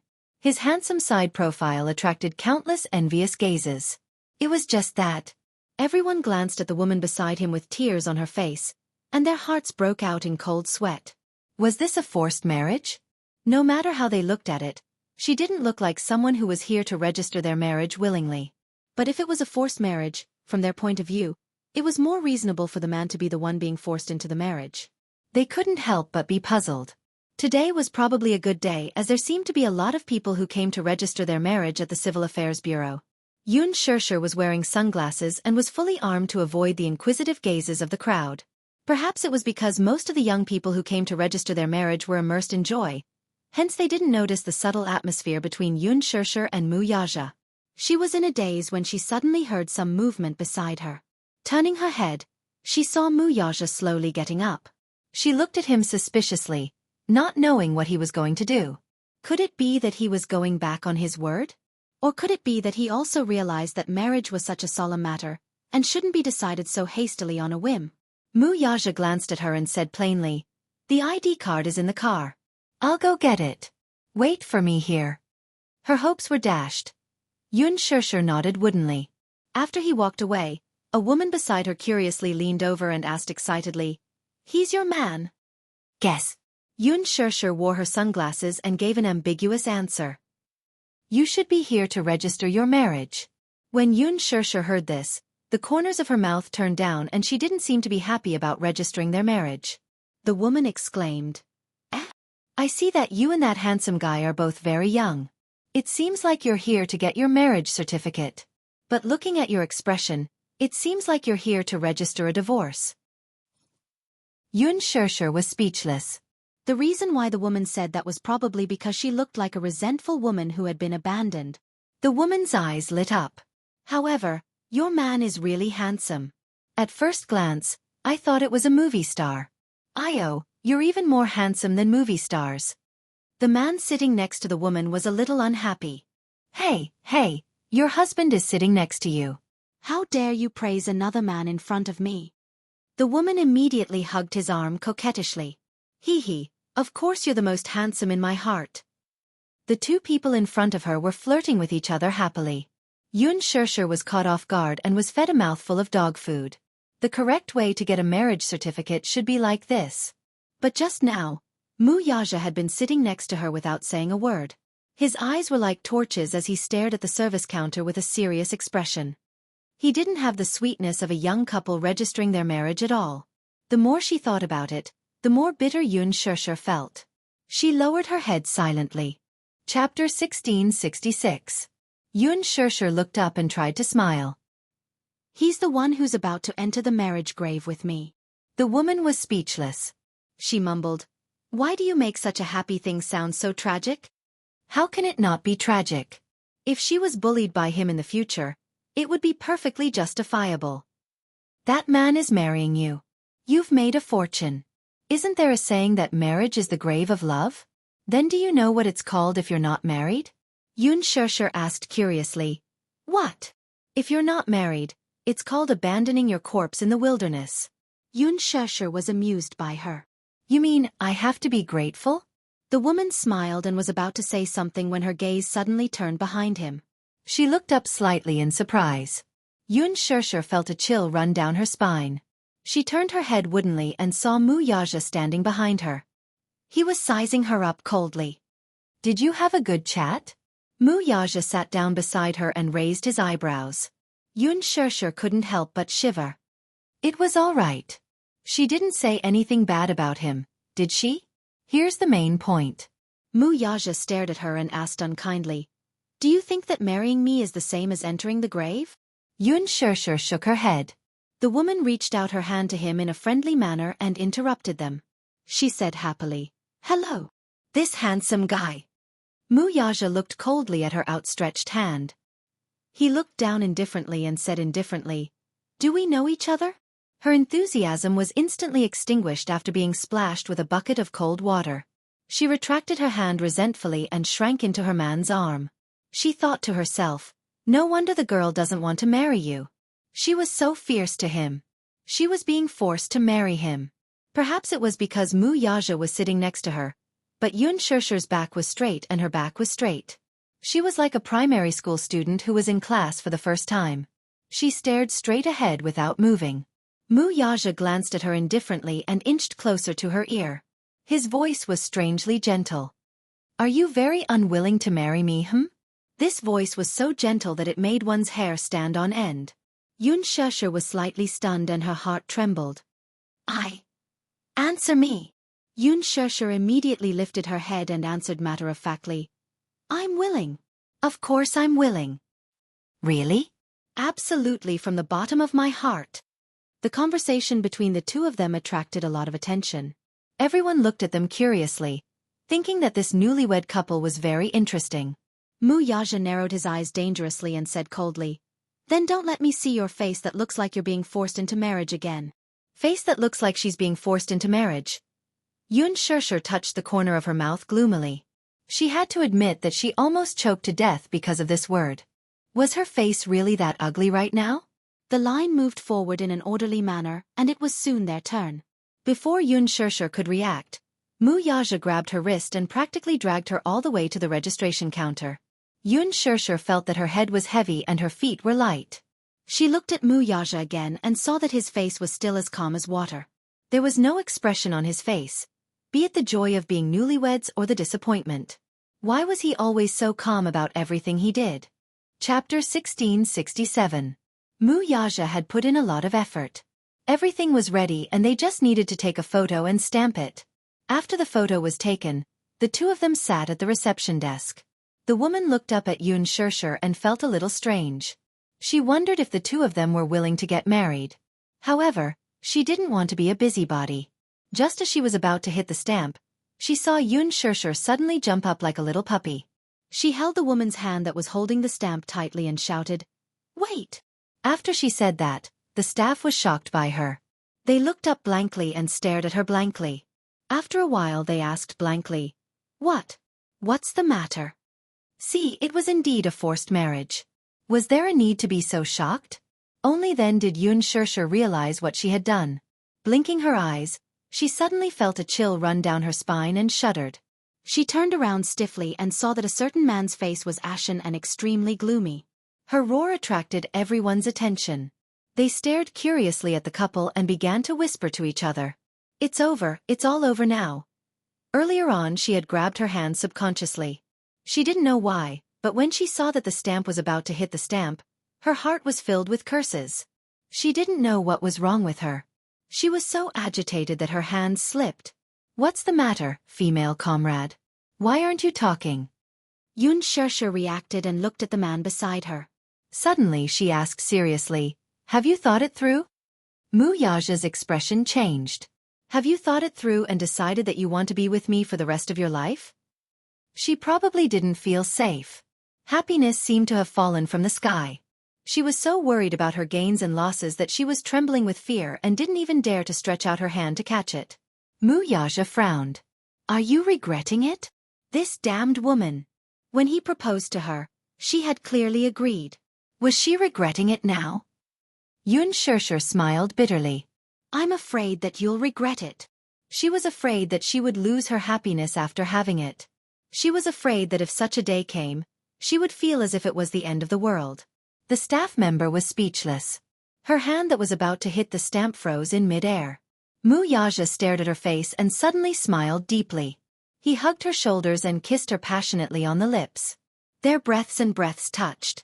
As he kissed her, he pressed his lips against hers and said word by word, "I've never regretted the things I've done." Yun Shershur's heart trembled. She was so happy that she felt numb. Was this a promise to her in disguise? The staff member was caught off guard and was a little hurt. So she asked again, "Are you still planning to get married?" Not. The two of them looked at her and spoke in unison. The staff member was dumbfounded once more. "I'm sorry, sister. I was just afraid that the stamp wouldn't be dark enough." Yun Shershur smiled and pushed the stamp over. She finally had the sweetness of a newlywed. "Dip it in more. Be a glorious witness for us." Did this girl think that she was a revolutionary? Chapter 1668. Yun Shershur was in a good mood. She said casually, "Congratulations to you too." Mu Yaja's expression turned even colder as he glanced at her coldly. This woman was so stupid that she was hopelessly stupid. But he was also hopelessly in love with her. 2 red booklets were placed in her hands. Yun Shershur flipped open the marriage certificate. In the photo, the two of them were wearing white shirts. They were looking at the camera, smiling as they snuggled up to each other. As she looked at it, the corners of her mouth couldn't help but curl up. Her mood was as though she was sitting on a hot air balloon, slowly floating into the clouds. She was married. They were married. On the 25th of December 2016, she married herself to him. She was so elated that when she walked out of the Civil Affairs Bureau, she still felt like she was floating. "Look." Yun Shershur was as happy as a child. She showed the marriage certificate to him. "We're married." Mu Yaja looked at her dotingly and smiled. I know." Mu Yaja, look. It's our photo." Yun Shershur flipped open the marriage certificate and showed the photo of the two of them. She asked jokingly, "Don't we look very compatible?" Mu Yaja couldn't help but laugh. Women are really fickle. Yun Shershur's smile faded a little. She didn't understand. "Why do you say that?" Mu Yaja said. "On the way here you were so unwilling. Now you're so happy?" Yun Shershur retorted, "Hey, that's not called unwilling. Early in the morning, you suddenly pulled me to the Civil Affairs Bureau without a word of discussion. If it wasn't for the glaring sun outside, I would have thought that I was still dreaming." He pinched her cheeks. His fingertips were so strong that she frowned in pain. "Pain? What are you doing?" "You know pain?" "Of course." Mu Yaja's smile deepened. "So now you believe that this isn't a dream?" Yun Shershur smiled and suddenly turned around to face him. She reached out her arms and held his shoulders. He was so tall that when she hugged him tightly, she had to stand on her tiptoes. "How nice." Yun Shershur snuggled in his arms and suddenly said something that made him not know whether to laugh or cry. "Finally, we're not driving without a license." Mu Yaja. This stupid woman. But no matter how she was, he liked her. After getting into the car, she spread her hands. "Give it to me." Mu Yaja stared at her coldly before taking out his wallet and handing over a few bank cards to her. She widened her eyes in shock. "What are you doing?" Mu Yaja enunciated, "I'll hand over my bank card." Yun Shershur. "You'll be in charge of the daily expenses." Do you have to be so self-conscious?" Yun Shershur was shocked by his self-awareness. She only cared about money. Little money grubber. Mu Yaja couldn't help but give her a knock on the head. "What else do you want?" Yun Shershur rolled her eyes. "Of course it's your ID card." So she wasn't asking for his bank cards? Mu Yaja looked at her again, but his gaze was a little strange. Yun Shershur felt that he was looking at her as if he was looking at a pig. "Your gaze is very insulting," she reminded him carefully. Mu Yaja ignored her. He opened his wallet and passed his ID card to her. Chapter 1669. She was not reserved at all. She had just registered her marriage, and she was already calling him husband. Mu Yaja was annoyed, but in his heart, he was happy to be called husband. 880214. "Is it your birthday?" "Yes." February 14th. That was Valentine's Day. Who would have thought that her husband was an Aquarius born on Valentine's Day? All right, thank you, my dear husband. Thus, a certain someone shamelessly put the bank card into her wallet. She was calm and collected. Suddenly she asked suspiciously, "Are all your belongings here?" "Sort of." Yun Shusher was displeased. "What do you mean, sort of?"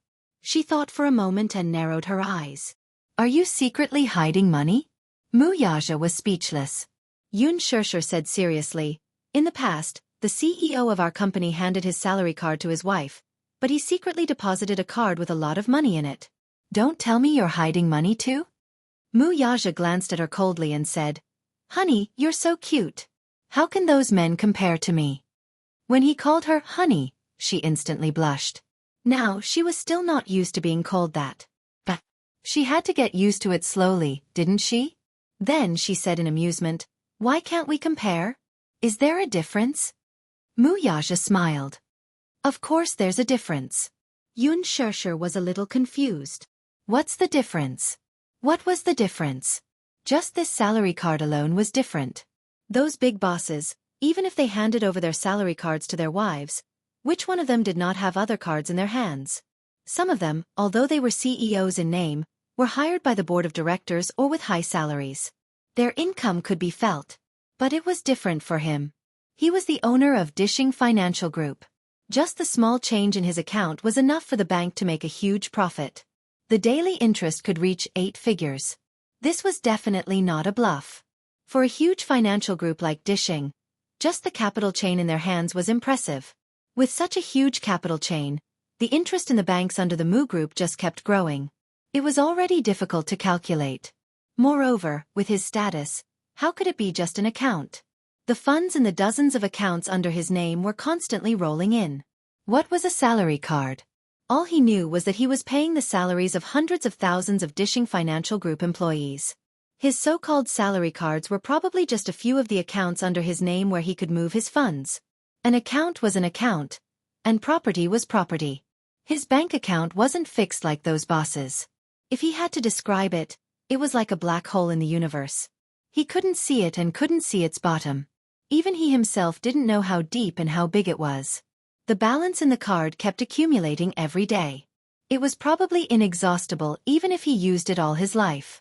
Therefore, the funds in the account he gave Yun Shusher included about 70% of the movable assets under his name. However, the amount in these accounts could only be said to be a fraction of his personal assets. After all, money would depreciate. After all, in today's inflation, the speed of currency depreciation was not something the bank's interest could keep up with. Chapter 1670. Therefore, most of the assets under his name were invested in real estate and other projects, such as resorts, hotels, shares of listed companies, consortiums, fund pools, private islands, and private land rights. The few digits in his account were just for appetizers. His assets were active, and every day, a few digits would be added to his account. However, even if it was just a fraction to him, to this stupid woman, it might be an astronomical figure. If she went to the bank to withdraw money, the deposit machine wouldn't show the exact amount. She had to be personally received by the VIP service at the counter to withdraw money. Even the bank's lobby manager had to clear the way for her. Therefore, in order to avoid trouble, he specially prepared a small bank card for her. The card had about 8 digits in savings, which could be used for daily expenses and groceries. If Yun Shusher knew that her beloved husband had prepared an 8-digit bank card for her to use to buy groceries, she would be so angry that she would vomit blood. Poor stupid woman. At this moment, she was thinking in her heart. If she tied his bank card to a shopping website, wouldn't she be able to buy without worrying about the account balance being insufficient? If Mu Yaja knew that she was only capable of this, he would be so angry that he would vomit blood. Perhaps this was the part where the two of them needed to get used to each other the most. Yun Shusher had lived a hard life since she was young. She wished that she could break $1 into $2 to use. Where she could save, she scrimped and saved. She would never be extravagant or wasteful. The biggest temptation of acting was probably the high income. Acting in a show, A-list celebrities could earn hundreds of thousands to millions of dollars per episode. Although it was tough, if they were successful, the glory and benefits that came with it were also very tempting. However, in her eyes, Hundreds of thousands was already considered a lot. In Mu Yaja's eyes, it was beneath contempt. He had lived in such an environment since he was young, so he was almost numb to the concept of money. They were like people from two different worlds. In Yun Shisher's eyes, those few thousands of dollars of wages that were calculative over every ounce were nothing in his eyes. If she knew that he could easily buy an economically developed first-tier city with his ability, how would she feel? If she knew that he could buy 2 countries, would this woman be petrified from shock? She didn't seem to have estimated his net worth at all. She also didn't seem to know what the Mu group meant. His woman didn't know how terrifying her man was. He was clearly a heavenly dragon, but in her heart, she felt that he was no different from a snake on the ground. This had made him a little depressed. At first, she acted as if she didn't care about him no matter how rich he was. At that time, he thought she was an idiot. Slowly, he began to suspect that this woman was pretending to be a pig to eat the tiger. She was very scheming and shrewd. It was not until later that he realized that she was an idiot. She was different from those women who were good at scheming. She might be a little stupid, but he liked her pure and unadulterated personality even more. Yun Shisher didn't know what he was thinking. Suddenly, she nudged him with her elbow. "You didn't regret handing over your bank card?" Mu Yaja smiled but didn't say anything. She threatened, "Don't blame me when I squander all your money." Chapter 1671. It just so happens that I lack a woman who can squander my family fortune for me. Mu Yaja's lips curled up. His eyes were conceited and domineering, with a hint of domineering indulgence. Man, he had built this Mu empire, just so that one day, his woman and child could live a happy and prosperous life. Other than that, even if he had shocking power, it was meaningless. Yun Shisher was a little overwhelmed by his domineering words. She had only heard men say this before. "I lack a woman who can run the house diligently for me." But she had never heard a man say this in such a bold manner. "I lack a woman who can squander my family fortune for me." He said this naturally because he had the confidence to do so. Yun Shisher could not help but want to pour cold water on him. She giggled and said jokingly, "Humph, I don't believe you when you say this now." He was puzzled. "Why?" Yun Shisher said seriously, "If you dare to say this before Singles Day, then you are a real man." Mu Yaja was speechless. This stupid woman. Mu Yaja stared at her face with a deep gaze. Yun Shisher saw his gaze and raised her eyebrows as if she was provoking him. "Why? Am I right? No matter when I dare to say such words." Mu Yaja liked how she acted like a clown. He could not help but pinch her cheeks and smile. "If you have the ability, squander my money." He did not believe that she would lose more than he earned. Yun Shisher smiled and pretended to be a clown as she leaned closer to him. She held his arm and giggled. "Tycoon, if you are so rich, do you lack pendants on your legs?" "Nope."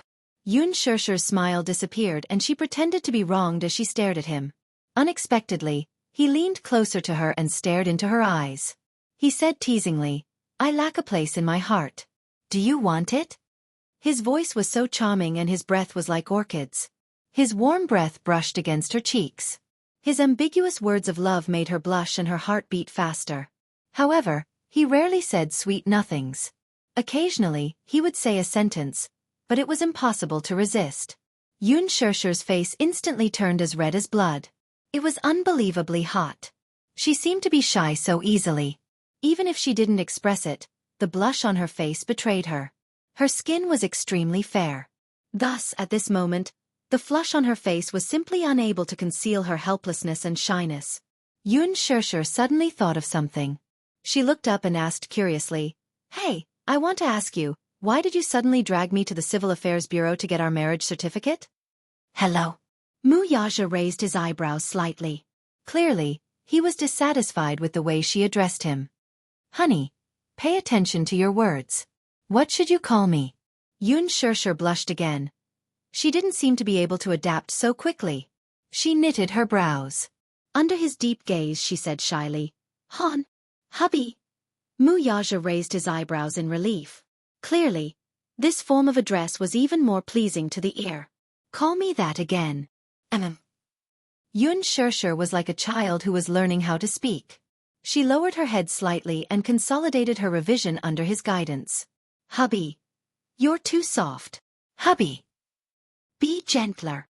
Yun Shusher cleared her throat and said softly, Hubby. Chapter 1672. In the next second, the man suddenly came up to her, his large palm firmly holding the back of her neck. In the next second, his warm thin lips covered hers. He didn't take her by force. It was just a simple kiss. He covered her small pink lips and couldn't bear to move an inch. Their faces were very close. His eyes were half open, and his thick and long eyelashes were intertwined with hers. It was unbelievably intimate.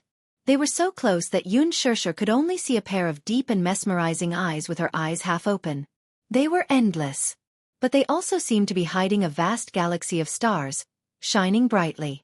Anyone who looked at them would fall into that tenderness. She wondered if this man would pamper her. She felt that in front of him, she was being pampered and indulged like a little princess. It was as if in that broad embrace, she could do whatever she wanted. But being pampered by someone, it was inevitable that she would feel worried. The more infatuated she was, the more she was afraid of losing him. However, even if it was just for a second, she didn't want to wake up from this tenderness. Yun Shusher hugged his shoulders and deepened the kiss. After Mu Yaja sent her home, he decided to make a trip to the office. There were still a few meetings in the office waiting for him to take charge of the overall situation. Hence, he had to make a trip there. Yun Shusher couldn't help but feel a little worried. Aren't you going to rest? You don't seem to have rested well. Mu Yaja saw the tenderness in her eyes and was interested. Is your heart aching? Yun Shusher coughed and glared at him, seemingly wanting to say something. Mu Yaja smiled. Be good and wait for me at home. Wait for me at home. These words warmed her heart. Yun Shusher pursed her lips and looked at him. She reminded him shyly, Come back early. Okay. After Mu Yaja finished speaking, he turned the car around and drove off. Yun Shusher returned home. The moment she opened the door, she saw Yun Yeching sitting upright in the living room, looking anxious as if he had been waiting for her for a long time. Yun Yeho, on the other hand, was sitting at the side with Yu serving him a cup of hot tea. Upon seeing her return home, Yun Yeching stood up abruptly and went straight to the point. Shusher, where did you go so early in the morning? Yun Shusher was stunned. She looked at Yun Yeching, only to see him looking worried and his mind going blank for a moment. How could she forget that she hadn't asked for Mu Yaja's opinion when she registered her marriage with him? It was as if the two of them were eloping. They sneaked to the Civil Affairs Bureau and got a marriage certificate. However, it happened so suddenly that she didn't have the chance to report it to him.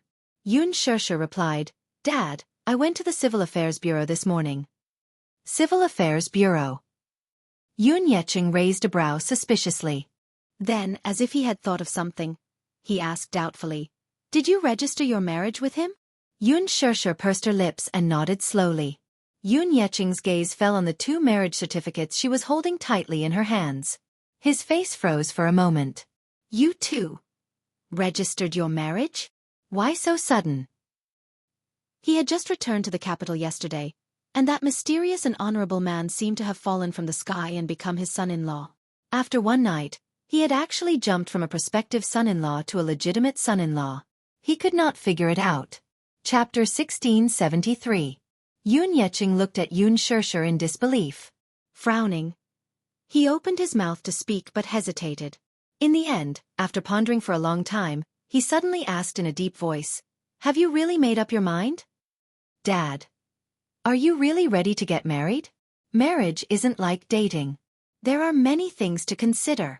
It may sound complicated, but marriage and love are different. As he spoke, he frowned with a conflicted expression. He was obviously very depressed. His daughter had registered her marriage with another man without saying a word. Until now, he still felt a little confused. Why was he so confused? Shusher, this is too sudden. Dad really isn't ready yet. Yun Yeching shook his head and sighed. From his nervous expression, it was obvious that he was very worried. He was afraid that she had made a decision on a whim and had not thought it through at all. She had so easily entrusted her life to a man she did not know very well. Yes, his daughter was already 24 years old. She was already an adult and mentally mature. She was fully capable of making her own decisions about marriage. He had no right to interfere with her marriage. However, no matter how old she was in his eyes, She was still a child who had not grown up yet. Therefore, he could not accept her sudden decision for the time being. There were a lot of things to pay attention to when getting married. Getting married wasn't as simple as getting a marriage certificate. Falling in love was a matter between two people. Marriage, on the other hand, was a matter between the man and the woman and the family. From the ceremony, asking for the name, choosing the bride and groom, every step was very serious and could not be sloppy. But she actually registered her marriage in a flash. Wasn't it a little too hasty? Yoon Shusher smiled and held his hand. Dad, I know you have a lot of worries. I also know that this marriage seems rushed and careless in your eyes. But I'm ready to start a family. Being able to spend the rest of my life with him is a matter of careful consideration. I feel very lucky and blessed, Dad. Don't worry about me. I can make decisions for my own life. Hearing this, Yoon Yeching's heart calmed down and his nervous expression eased a little. He heaved a sigh of relief and said earnestly, Sure, don't misunderstand. I'm not blaming you for not reporting to me when you registered your marriage. It's just that it's a little sudden. Dad can't accept it right away. However, Papa's attitude was very clear. Papa hopes that you can be happy, and not because of a moment of impulse, hastily decide your happiness for life. However, you're mature and sensible. You've always had your own thoughts and considerations. You won't make a muddle-headed decision. Dad also believes in your vision and any decision you make. After a pause, he placed his hand on the back of her hand and patted it gently. He sighed. No matter who it is, as long as it's a man you fancy, Daddy will unconditionally support him. As long as the future is decided by you, Dad will sincerely bless you. She hugged him and said emotionally, Dad, I'm sorry. Thank you. Thank you for forgiving me. Maybe I was a little stubborn this time and made you worry. Chapter 1674. Behind them, Yoon Yeho was surprised to learn from their conversation that Yoon Shusher had already gotten her marriage certificate. He pushed his wheelchair toward her and asked in surprise, Shusher, you've already gotten your marriage certificate? Yes. Yoon Shusher nodded. Yoon Yeho was stunned to hear this. Then, he smiled with heartfelt joy in his eyes. Shusher, I'm so happy for you. He turned around, only to see a complicated look on his father's face, which was filled with slight dissatisfaction. Brother, look at you. Why do you look like that?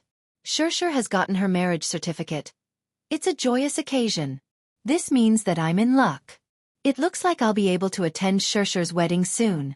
After a pause, he shifted his gaze to Yoon Shusher and said, Shusher, Uncle sincerely wishes you all the best. I hope that you'll live a happy life. Yoon Shusher was touched. Thank you, Uncle. Yoon Yeching asked. Where is he? The he was referring to was probably Mu Yaja. Yoon Shusher replied. He still has work to do. He went to work after sending me home. Yoon Tianyu and Xiao Yichen gathered around. The mischievous Xiao Yichen snatched the 2 marriage certificates from Yoon Shusher's hands and flipped through them with Yu. He then exclaimed exaggeratedly, Wow! Mommy is so beautiful. Daddy is so handsome. A handsome man and a beautiful woman. They're a match made in heaven. Yu glanced at him coldly and teased, Yo, Xiao Yichen, you're not simple at all. You finally used 2 idioms correctly. That's praiseworthy. Xiao Yichen was greatly provoked. He straightened his back and said seriously, I'm a cultured person. Yu mercilessly displayed his unparalleled sharp-tongued skills. Xiao Yichen, since you're so thick-skinned, why don't you lend me some for the winter? Xiao Yichen's face instantly crumbled. He wanted to cry but had no tears. You. He was not as eloquent as Yu. In terms of bickering, he was completely at a disadvantage. Xiao Yichen was so angry that he was about to cry. Yu saw that he was about to cry and immediately comforted him. Don't lower your head, the crown will fall off. Don't cry, Yu will laugh. After saying that, a certain evil little munchkin even reached out his hand to rub Xiao Yichen's tender cheeks. Little Yichen looked at him innocently, letting him do whatever he wanted. Seeing the 2 children fooling around, Yoon Yeching and Yoon Yeho could not help but laugh. Yoon Shusher could not stand it anymore. She grabbed Yu's little hand and slapped it twice. Yu, don't bully your brother. Xiao Yichen resentfully extended his little paw at her. Mommy. Yu snorted at the side. Xiaoyi Chen, you've grown up. Now you know how to act pitiful to gain sympathy? Humph. I'm not playing with you anymore. Xiaoyi Chen turned around with a look that said, I don't want to talk to you anymore.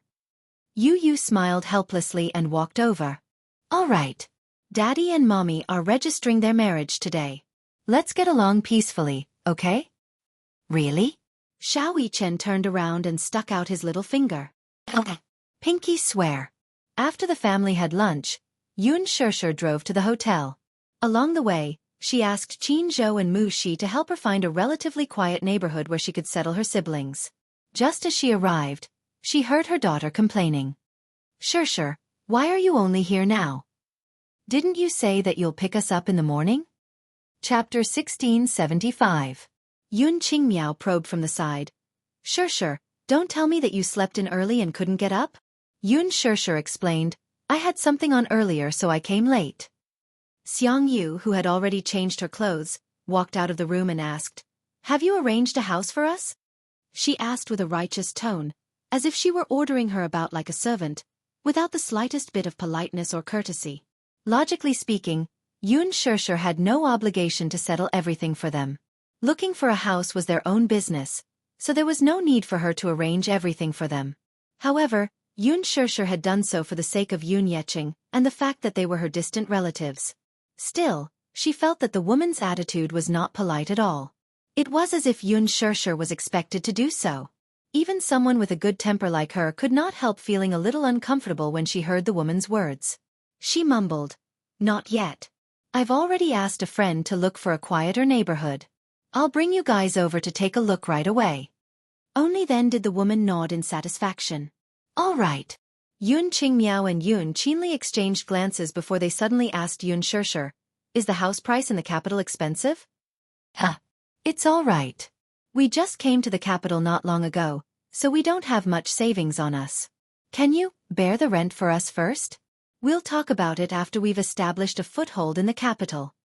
Although she was negotiating with her, her tone did not sound like she was willing to negotiate at all. Yun Shishir furrowed her brows but did not refuse.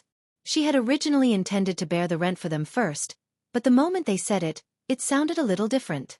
Still, Yun Shishir was an introverted person. Even though she felt uncomfortable, she did not take issue with them.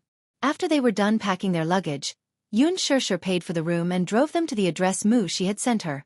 Along the way, Yun Qingmiao sat in the front passenger seat and leisurely browsed the passing scenery outside the window. In her boredom, she looked around the car when her gaze suddenly landed on Yun Shishir. Finally, she caught sight of the dazzling diamond ring on the latter's ring finger, which was holding the steering wheel. It was a 1-carat pink diamond. Yun Qingmiao had heard that pink was a rare color among diamonds. Moreover, it was an exquisite 1-carat diamond. Hence, there was some incredulity in her eyes, but more than that, suspicion. Is this diamond ring real or fake? She asked suspiciously as she looked around. Yun Qinli's attention immediately. She followed Yun Qingmiao's gazes, and saw the eye-catching resplendent ring on Yun Shishir's finger. Subconsciously he exclaimed, Wow! This diamond ring is so big. It's so bright that it doesn't seem real. Yun Shishir smiled but did not say anything. At the side, Yun Qingmiao asked, Shishir, is this diamond ring real or made of crystal? Yun Qinli answered matter-of-factly, It must be real. If it's not, it'll be very embarrassing to wear it on one's finger and be recognized by people who know. Still, I can't tell if it's real or fake, nor can I tell. Chapter 1676. After receiving Yun Shishir's message, she quickly contacted a few houses and was now waiting at the entrance of the neighborhood for quite some time. After parking the car, Yun Shishir put on a mask and got out of the car. The assistant went up to her with a smile. Shishir, are you not on set these few days? I heard that the director has arranged for you to rest since it's your birthday. Yun Qingmiao, who was listening at the side, raised a brow when she caught the hint. She asked in surprise, Set? Director? After a pause, she asked Yun Shishir in shock, Shishir, are you acting now? Yun Shishir gave an ambiguous answer. You can say so. She was a little unhappy though. She felt that she was trying to hide something from her. Without giving her a chance to ask, Yun Shishir said, Let's go take a look at the houses first. With that, she stepped forward and quickly pulled her to the side. Don't mention my identity, understand? Mushi was also confused. Sure. I'm the one who wants to ask you. Why do you want me to help you find a house for no reason? Also, she looked at the mother-daughter trio behind Yun Shirshir and felt even more puzzled. Who are they? Yun Shirshir sighed. Distant relatives. I have to take care of them on this trip to the capital and help them to settle down. Distant relatives. Mushi frowned and suddenly felt a little worried. Shirshir, I'm not trying to sow discord. I just feel that the three of them aren't easy to deal with. She had been in the industry for many years. Although she was not a shrewd person, she had seen countless people. In her line of work, it was basic for her to learn how to read people's expressions. More often than not, it required her to have a rough idea of a person's character with just one look. Her first impression of Xiang Yu and her two daughters was not very good. She said worriedly, I didn't know that they are your distant relatives. I let it slip just now. Shirshir, don't get too close to them in the future. You are now on the rise in the industry. Try not to cause trouble. I understand. Yun Shirshir gave her a brief rundown of the situation. The assistant understood, so she walked up to her aunt and greeted her with a smile. Hello, Auntie. I'm Shirshir's colleague. Today, I'll be bringing you guys around the house so that we can settle in as soon as possible. Xiangyu looked around and suddenly frowned. She said in a strange tone, Why is this neighborhood so secluded? It seems to be in a very remote location. It's not very lively. Mushi was speechless. Auntie, it's like this. It's still daytime now, and everyone in the neighborhood is at work. Oh. Xiangyu was still a little worried. Don't find me a house that's too remote. It'll be dangerous. How could that be? This place wasn't remote. Although it was a little far from the city center, the transportation routes were very convenient. There was a bus stop right outside the neighborhood. Not far away was the subway line 3, which went straight to the city center. It's not that remote.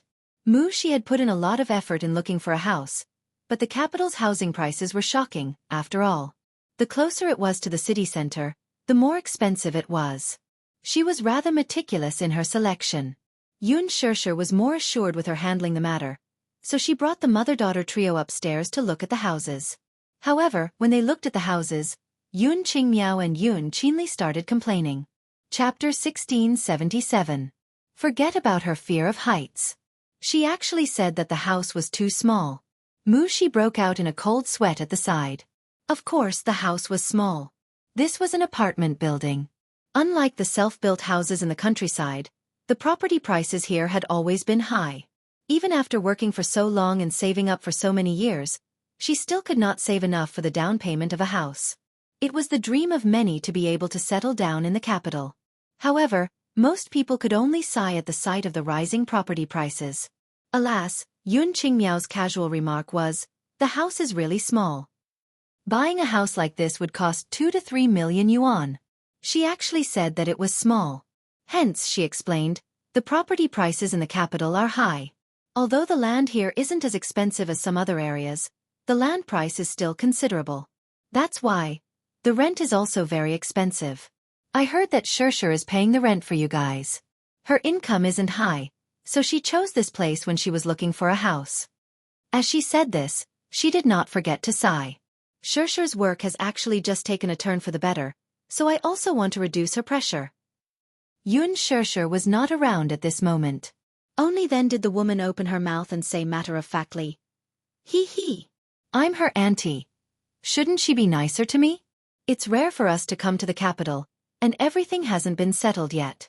It's only natural for us to be nicer to her. Mushi frowned deeply. This woman was really blunt with her words. Just because she was Shirshir's auntie, did Shirshir have to be their slave? On what basis?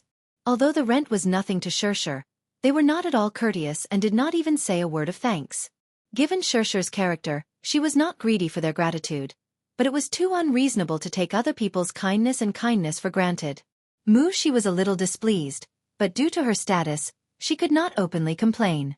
Her aunt asked, How much is the rent here? She answered honestly, About 4,000 to 5,000 yuan. 4 to 5,000 yuan. Xiang Yu gasped. So expensive. Mushi thought that she would at least be a little more understanding toward Shirshir after hearing her words, but she did not expect her next words to make her so angry that she was speechless. Ouch. Fortunately, Shirshir is paying the rent for us. Otherwise, how can we afford such an expensive apartment? Yun Qingmiao, who was standing at the side, asked worriedly, Mom, why don't we get Shirshir to pay a year's rent for us first? Even if we work, it'll be hard for us to pay such a high rent. Exactly. As for Sister Shirshir, it shouldn't be too difficult for her to bear the rent for a year. Mom, go and talk to her. She'll definitely agree. Yun Qinli suggested from the side. Xiang Yu nodded, apparently thinking the same thing. She had a taste of the mother-daughter trio's shamelessness. She spoke up from the side. Shirshir has just started working, and you guys are asking her to bear the rent for a year. Auntie, you should be more understanding for Shirshir. Xiang Yu suddenly frowned in displeasure. Yun Qingmiao asked, Just started? That can't be. I see that she's quite well-to-do. She even drives a Mercedes-Benz. I'm guessing that her income should be very high. Otherwise, how can she afford to drive a Mercedes-Benz? Mushi thought to herself, it's none of your business what kind of car she drives. Even if she drives a Porsche, she has no obligation to support you guys. Chapter 1678. In the end, the two girls were dissatisfied with this aspect. She could only contact another house and bring them to look at it. Yun Shirshir, who was downstairs to learn about the property, was puzzled when she saw the crestfallen girl leading the trio down the stairs. Mushi, what do you think of the house? She then asked her aunt, Auntie, are you satisfied with it? It's too small. I think it's only about 80 square meters. It's too cramped. Her assistant explained, the house is about 100 square meters, but the higher the floor, the lower the occupancy rate. She then turned to Yun Shirshir. Shirshir, I just contacted a house in Funan district, but the bigger the house, the higher the price. It's fine. Yun Shirshir was anxious to deal with them, so she did not mind if the house price was a little higher. On the way to Funan district, Xiang Yu suddenly asked, Shirshir, Auntie has something to discuss with you. Yun Shirshir replied, Go ahead, Auntie. Before that, Auntie wants to ask, is your monthly income high? She wanted to find out about her income first before acting according to the situation. Yun Shirshir smiled helplessly. Auntie, just tell me what you want. I'll do my best to satisfy you. It's like this, Xiang Yu explained. We've just arrived in the capital, so we don't have much money. I just asked that young lady about the rent. It's indeed very expensive. 4 to 5,000 a month is not something we can afford with our current conditions. We don't have much money on us, and the capital's expenses are high, so we're afraid that we won't have enough. Qingmiao and Qinli haven't found a job yet, so Auntie wants to discuss with you whether you can pay a year's rent for us first. Once their jobs are stable. He. She did not say the rest directly, but the meaning behind her words was clear. She wanted Yun Shirshir to pay a year's rent for them first. Yun Shirshir readily agreed. Okay, no problem. The production team of The Green Apple had already paid her. Although it wasn't a lot and couldn't be compared to the first-tier brands, it was still a decent amount. Lin Fengtian treated her well and paid her double the amount stated in the contract. She was pleasantly surprised and grateful to him. In addition to the remuneration from the advertising contract. Therefore, to her, 40 to 50,000 was not a big number. When Xiang Yu heard her agree so straightforwardly, she became a little suspicious. How could he be so generous? She thought that Yun Shirshir was going to make excuses. Once they arrived at their destination, Mushi was in charge of showing them around the house. Even though Xiang Yu was still dissatisfied with it, under her repeated persuasion, she finally agreed to settle on this place. Mushi heaved a sigh of relief and completed her mission. Yun Shirshir and Mushi then moved their luggage up and sorted it out. She contacted the landlord, signed a lease contract, and paid a year's rent. Because of this, she felt a little indignant. Shirshir, your relatives are really the best. As she spoke, she repeated her friend's overboard words to her. Yun Shirshir smiled lightly. All right, who doesn't have a few best relatives? Anyway, they were not going to spend the rest of their lives together. It was her fault. Chapter 1679. The more she spoke, the more agitated she felt for Shershur. The more she thought about it, the more she felt aggrieved for her friend. On what basis? Shershur had worked so hard to earn her salary from filming, yet because of these outrageous relatives of hers, they had to pay their rent for no reason. She knew that the three of them were poor, but was it reasonable for them to be poor? They clearly knew that the houses in the capital were expensive, yet they still insisted on coming here. Oh no, Shershur was kind enough to pick out a house for them. She knew that the rent was expensive, yet she shamelessly asked for a house with a good location, a big house, and a slightly lower floor. In the end, they even asked Shershur to pay their rent for a year. Even if they were shameless, they couldn't be this shameless, right? They were clearly parasites. They wanted to eat Shershur dry. Now that they're showing such unsightly behavior, who knew how much more trouble they would cause in the future? The more she spoke, the angrier she got. If she were Yun Shershur, she would definitely make them pack up and leave. Yun Shershur furrowed her brows, feeling uncomfortable inside. She then smiled and said, "If I don't pay for them, the situation will only worsen. Anyway, it's not a big deal to settle a matter that can be settled with tens of thousands of yuan. It's just that, Mushi. It's been hard on you. Shershur. Do you understand what I'm trying to say?" Mushi looked at her with exasperation. Yun Shershur smiled. "Don't worry. Just this once. Anyway, I've paid their rent for a year, so it's considered as being extremely benevolent. In the future, let's not interact with each other as much as possible." Only then did the assistant nod her head. After paying the rent and signing the contract, this matter was more or less settled. However, just as Yun Shershur and her assistant were about to leave, Xiangyu called out, "Shershur, leave now." Mushi subconsciously narrowed her eyes. What is this bad woman up to now? Yun Shershur, however, said, "I still have something on, so I'll take my leave first." "Are Qingmiao, Qinli, and I the only ones staying in this house?" She suddenly thought of something. "What about your father and uncle? Where are they staying?" Yun Shershur smiled. "My dad and uncle are staying at my place, so it's convenient for my father to take care of him." "Oh, how big is your house? Will there be enough space for so many people?" Xiangyu couldn't help but think of a plan. She began to inquire about the information she had gathered. "It's just enough." Yun Shershur, however, was well aware of what her aunt was trying to find out. This time, she gave an ambiguous answer out of consideration. Xiangyu suddenly squeezed over and bumped her elbow. She sneakily asked, "That's right. Auntie, it's not that I'm being nosy, but the man from yesterday, how's his family background?" Yun Shershur's. "What do you mean, still?" Xiangyu couldn't help but assume the attitude of an interrogator, throwing out a series of questions in rapid succession. She asked, "Are his parents still alive?" Yun Shershur. She asked, "Does his family have a house?" Yun Shershur. She continued, "I saw him driving a Mercedes-Benz yesterday. I heard from Qingmiao that it's very expensive. It seems that his family background is not bad, right?" Yun Shershur. She asked, "How's his job? How much is his annual salary? Is it 10,000 yuan?"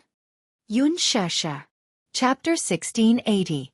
Xiangyu continued, "But auntie, this man is a little too handsome. Usually, the more beautiful a man is, the easier it is for him to have an affair behind his wife's back. You have to be careful.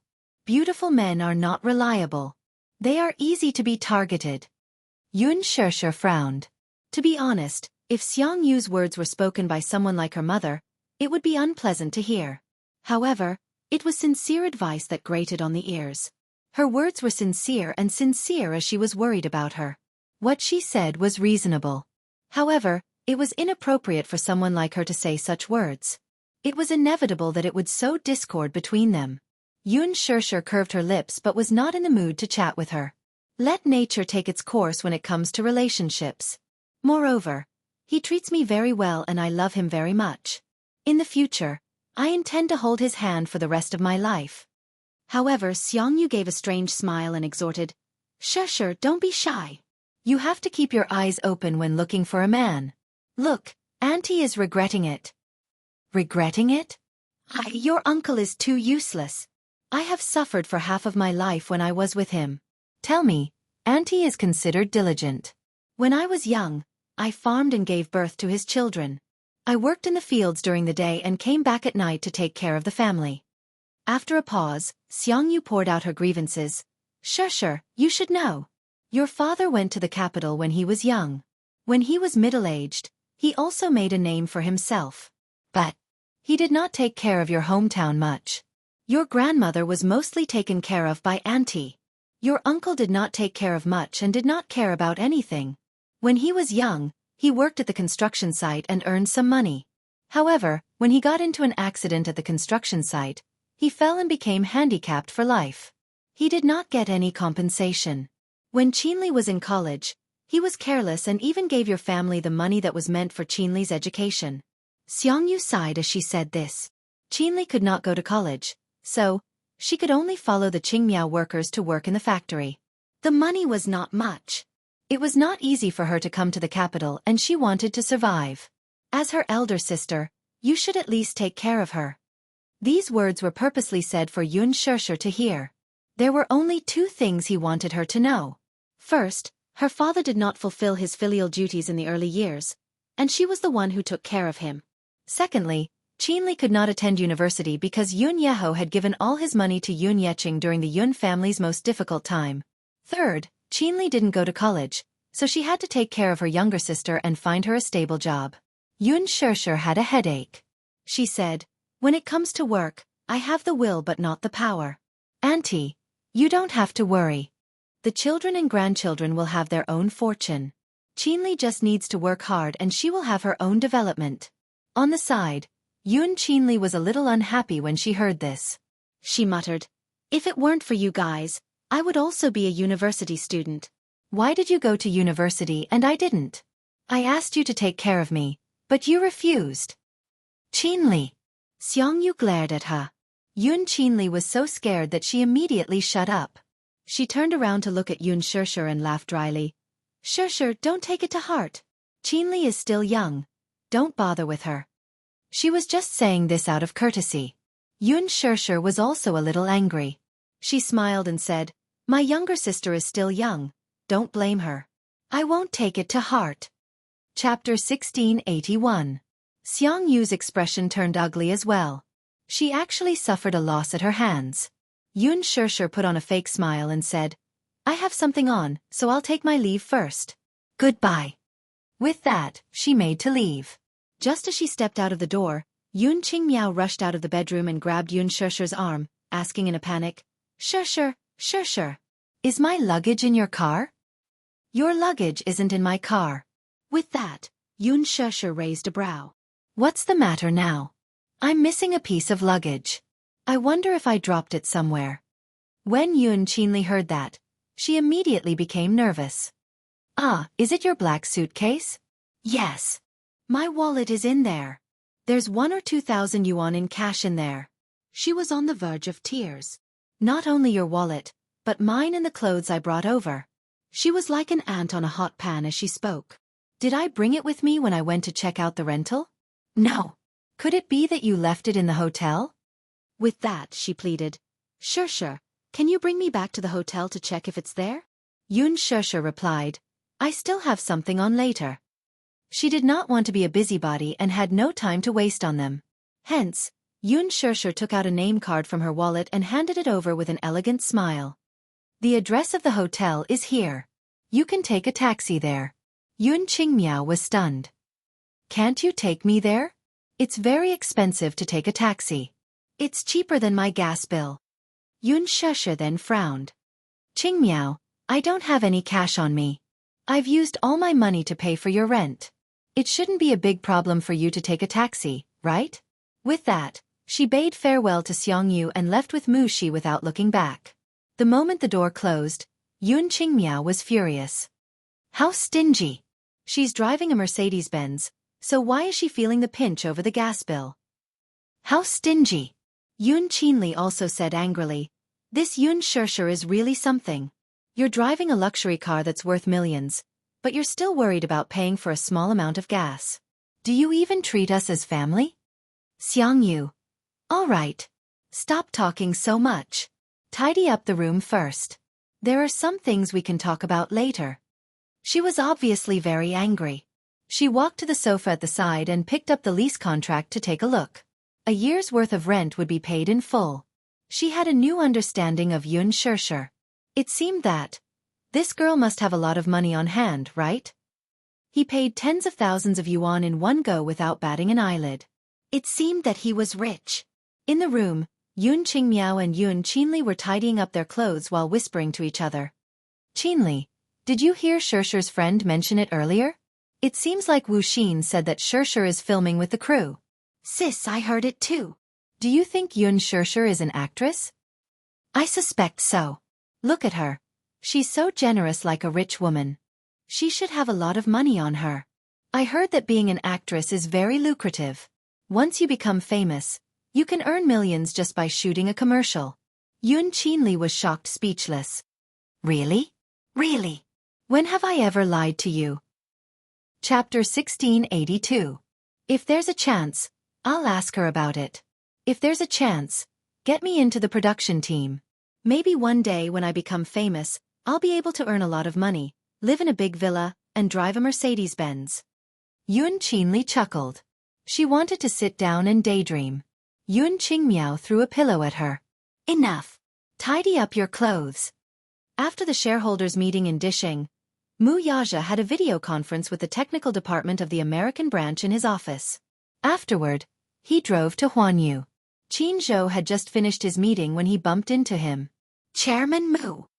Surprised, the manager could not help but feel a little suspicious. When he saw him, he immediately stood upright and meticulously. Hello, Chairman Mu. Where did the wind come from to bring such a rare and honorable guest to this place? Ever since the Mu Group acquired Huanyu, Mu Yaja, as the biggest boss behind the scenes, rarely showed his face in Huanyu. Huanyu's affairs were all handled by a few other senior executives. Now, it was a little strange. Why did this big boss, who was always busy, have the time to patrol here? Could he be here to inspect the work? Qin Zhou was scheming in his heart as he smiled respectfully. Haha. Chairman Mu, are you here to inspect the work? Mu Yaja stood in front of him with one hand in his trouser pocket and the other hanging naturally by his side. Behind him, however, stood a group of Huanyu's top management, who were all dressed in suits and leather shoes. His sudden inspection of Huanyu's headquarters had obviously caught them off guard, so they followed behind him fearfully and exchanged glances. What kind of wind had blown him here? Mu Yaja glanced at Qin Zhou. Are you busy? No. Chairman Mu, I just finished a meeting here. After a pause, Qin Zhou smiled. What brings you here, Chairman Mu? Show me Yun Shishir's schedule. Hearing this, the smile on Qin Zhou's face froze slightly. He roughly understood the purpose of his visit, so he respectfully welcomed him into the office. By the time Mu Yaja sat down on the sofa, a row of people was already standing at the door. Among them, several of Huanyu's higher-ups were trembling in fear as they approached him. Just as they were about to speak, he waved his hand and said with a cold face, Get back to work. Yes. Chairman Mu, do you have any other instructions? The leader of the group had a fawning look on his face. Mu Yaja frowned and gave him a sidelong glance. Did you not understand what I said? Yes. Yes. I understand. I'll go back to work now. I won't disturb you any longer. After saying that, the people at the door immediately retreated, leaving the door empty. Qin Zhou took out a stack of documents and spread them out on the table in front of him. Mu Yaja casually picked up a document and glanced through it. His eyes flashed with a hint of coldness. Crash! With a wave of his hand, the snow-white documents scattered like snowflakes. Qin Zhou was stunned. Why did you arrange such a packed schedule for her? Mu Yaja was very dissatisfied. He stared coldly at Qin Zhou and said in an icy tone, No wonder she's been especially busy recently. She'll be on the set for half a month. Do you have to arrange such a tight schedule for her? Qin Zhou lowered his head and kept his mouth shut, not saying a word. It seemed that a certain big boss was obviously not satisfied with what he wanted. Chairman Mu. Chapter 1683. Chairman Mu, forgive me for being blunt, but Shirshir is a good actress. She is very talented, so I have great ambitions for her. I hope that she can become the youngest double Best Actress winner in history. Now that her career is on the rise, It is the busiest time. She still has a lot of free time, so I am also trying to adjust it. Mu Yaja did not agree with him. Since she likes acting, then let her do her best. But there is no need to talk about acting. She can't even take care of her family. He stood up, walked in front of Qin Zhou, and looked down at him from above. In the future, no matter what resources or roles she wants, you have to report to me. I will arrange it. Qin Zhou was stunned. Mu Yaja's meaning was obvious. He was going to use his resources to support Shirshir. If Mu Yaja could pave the way, then Shirshir would have a lot of resources in the future. However, unexpectedly, Mu Yaja paused and changed the topic. But some unimportant publicity should be avoided. I don't want her to be exposed to the public too much.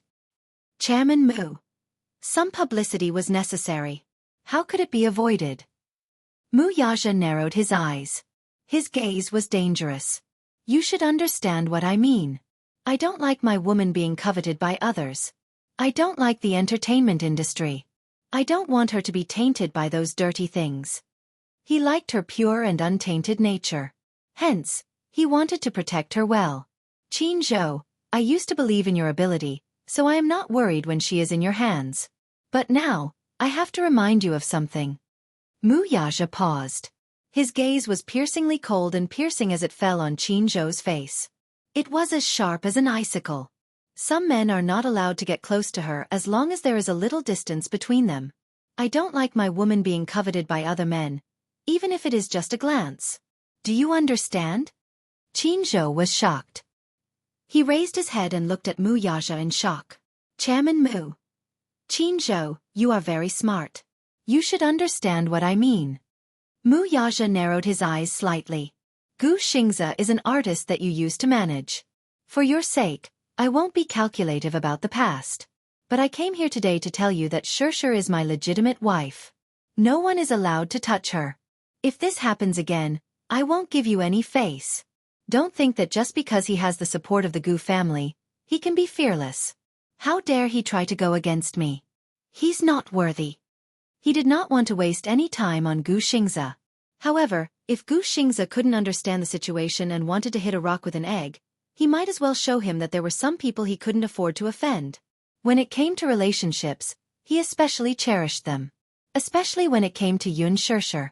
It was not easy for him to be able to be with her. He cherished her even more. At the same time, as a responsible man, he would not let her suffer any grievances. For her, he would remain loyal. But at the same time, he also hoped that she would cherish their marriage and their relationship. More than that, he did not want this relationship to be destroyed or disturbed by anyone. He had a serious obsession with cleanliness, both physically and mentally. Chapter 1684. As soon as Mu Yaja finished speaking, Qin Zhou's eyes widened in shock as he stared at him in disbelief. Wow, what? Chairman Mu had just said that Shirshir was his legal wife. Could it be that they were already married? Why didn't he know about this? When did this happen? Why didn't Shirshir tell him about this? As Qin Zhou's mind raced, Mu Yaja spoke again. Of course, I'm not referring to Gu Xingze alone. After a pause, his voice suddenly deepened. I heard that there's an artist with an extraordinary background in her crew. He seems to have some ulterior motives towards her. Who? Qin Zhou instinctively asked. After a moment of silence, he realized something. Chairman Mu, are you talking about Hua Jin? Don't worry about this. I've already told Shirshir to stay away from Hua Jin. Hua Jin shouldn't cause trouble for her. Ha ha. Mu Yaja frowned. I heard that Hua Jin is causing trouble in the crew. I don't care about this, but if he provokes someone he shouldn't provoke. He couldn't just sit back and do nothing about this. Qin Zhou was a little surprised when he heard this. He glanced at him cautiously and understood what he meant. Qin Zhou had some idea about the role of Hua Jin. Qin Zhou had inquired about him from various sources and made up for his homework. It was said that Hua Jin debuted in the film and television industry with the stage name, Hua Jin, when he was 16 years old. With his outstanding looks, he quickly stood out in the industry. However, as a newcomer, Hua Jin didn't have many good resources. Most of the time, he was a supporting actor. He rarely had the chance to get a lead role. Although he was naturally good-looking and had good acting skills, he quickly gained a lot of fans. Later on, he won the male lead role in a TV drama. With that drama, his acting career skyrocketed. It was quite similar to Gu Xingzi's overnight popularity 10 years ago. However, it was said that he was able to win the male lead role in this drama because he had successfully used his character to enter the Beijing Circle. The entertainment industry was divided into 4 major circles: the Beijing Circle, Hong Kong Circle, Shanghai Circle, and Northeast Circle. Among them, the Beijing Circle was divided into 3 groups: Ran-E, Beijing Film Academy, and the Beijing Circle. The so-called Beijing Circle referred to the Beijing film and television industry. But anyone who could get into the Beijing Circle and make a name for themselves would not be able to cross the threshold without a financial backer behind them. It was said that the person behind Hua Jin was very mysterious and had a powerful background. Qin Zhou knew who that person was. In the entertainment industry, Hua Jin was known for being a playboy. He often got entangled with many female celebrities and had many ambiguous affairs with them. Every female lead actress who acted with him would have some scandals with him. No one could stop him from taking the initiative. He had a naturally enchanting face and was a classic handsome man. No matter which woman it was, they would be moved by his beauty and fall into his gentle trap.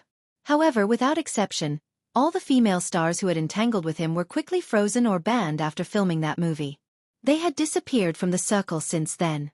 Among these female celebrities, there were also many who came from powerful backgrounds, but they were all banned with a single sentence.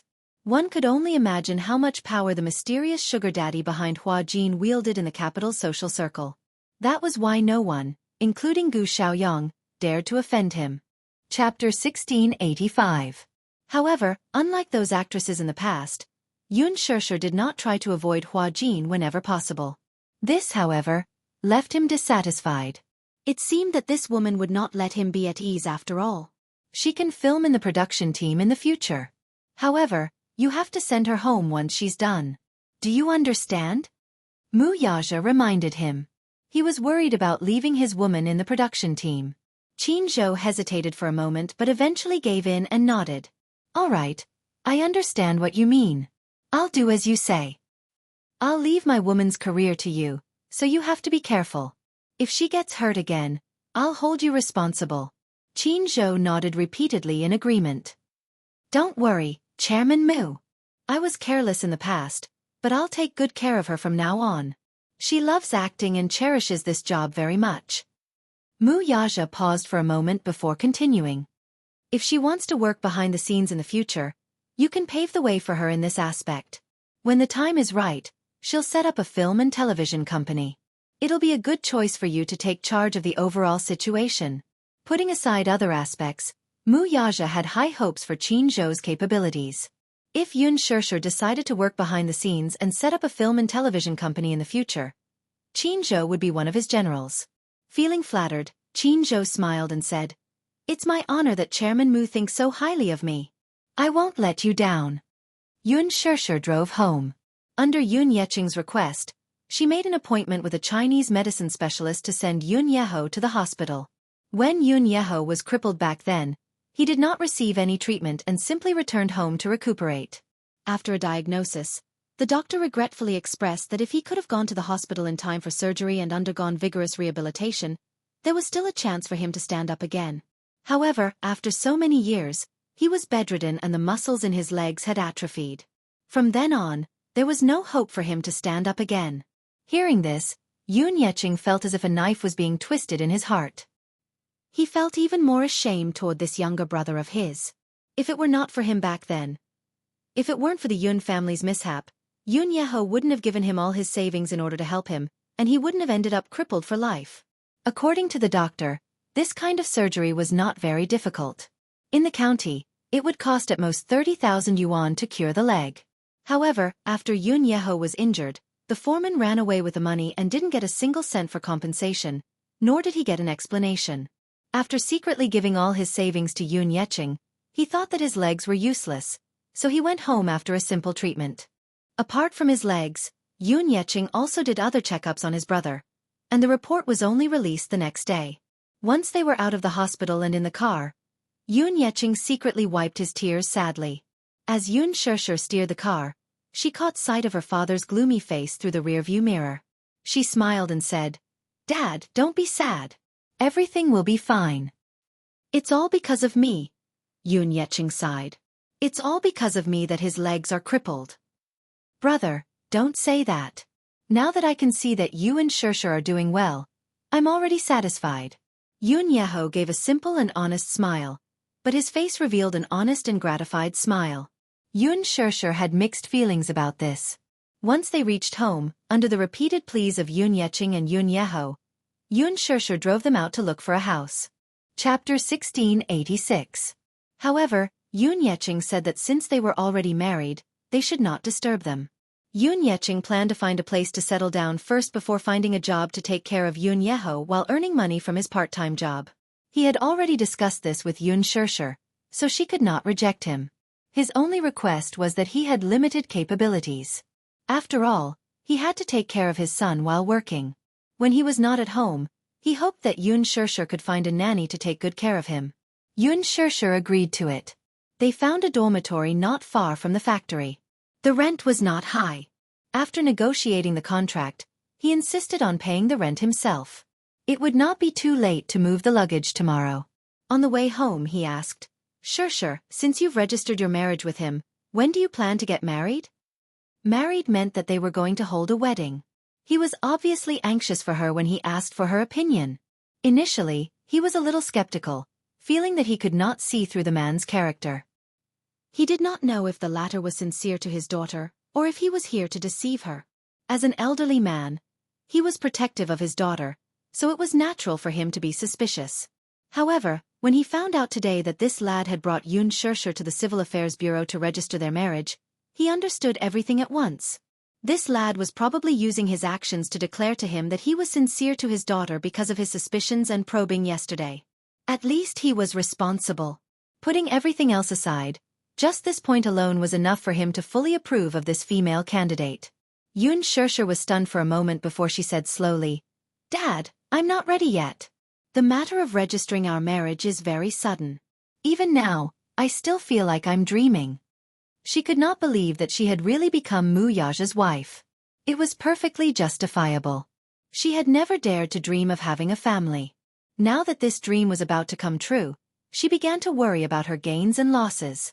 It was not that she did not believe in Mu Yaja. She believed in his promise. It was just that. Perhaps he was too perfect for her to believe that she could have him all to herself. Sigh. "Shurshur, how can you think like that?" Yoon Shurshur disagreed with her statement and retorted, "You love to let your imagination run wild. Shurshur, you are a good child. Father believes in you. You will definitely be happy in this life." Yoon Shurshur smiled shyly and was a little distracted. She couldn't help but imagine what her wedding with Mu Yaja would be like. Every girl had many beautiful fantasies about their wedding. She was no exception. Everyone hoped to be the happiest bride in the world on that day. She was even more so. Yoon Yeching muttered to himself as he urged, "Shurshur, even if you're not in a hurry, you should get engaged first. An engagement ceremony is a must.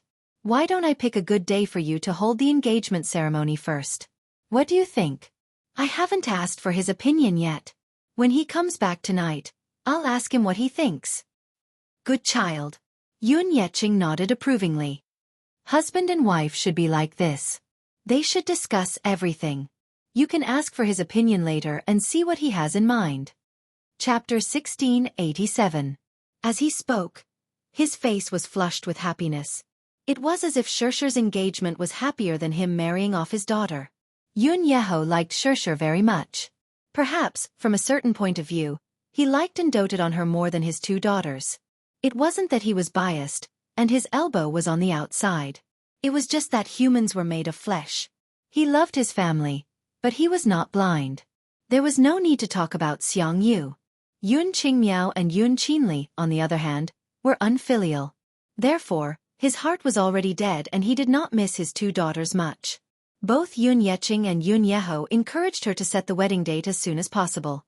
The wedding might not be urgent, but the engagement ceremony must be held with dignity.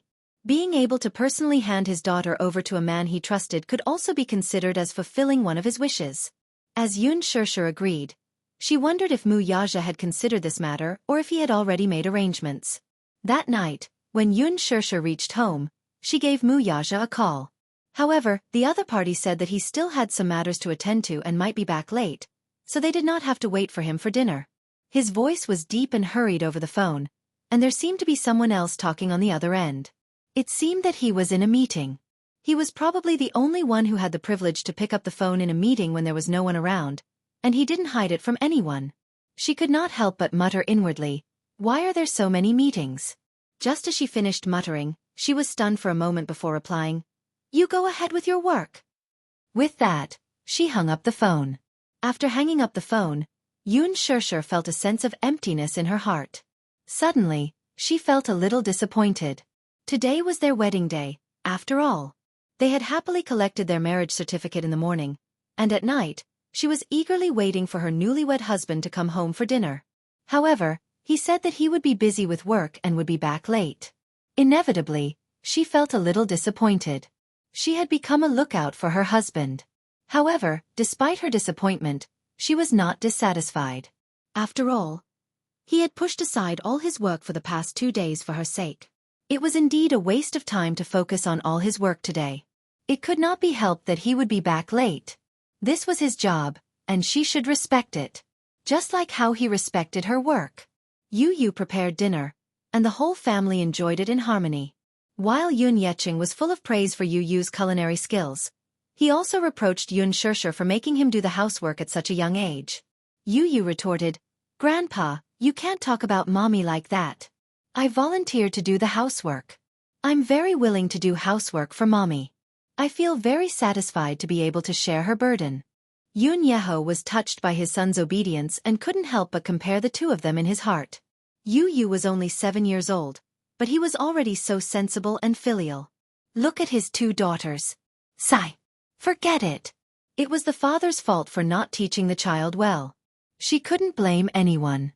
Looking at the obedient Yu, she could only be envious. After dinner, Yu and Xiao Yichen went to the kitchen to clean up the mess. Under Yu's guidance, Xiao Yichen gradually developed hands-on skills. Washing the dishes and mopping the floor were no longer a problem for him. He could even clean up very well. Yun Shusher then tidied up the living room and study. In the blink of an eye, it was already late at night. After coaxing the children to sleep, Yun Yeching also took care of Yun Yeho.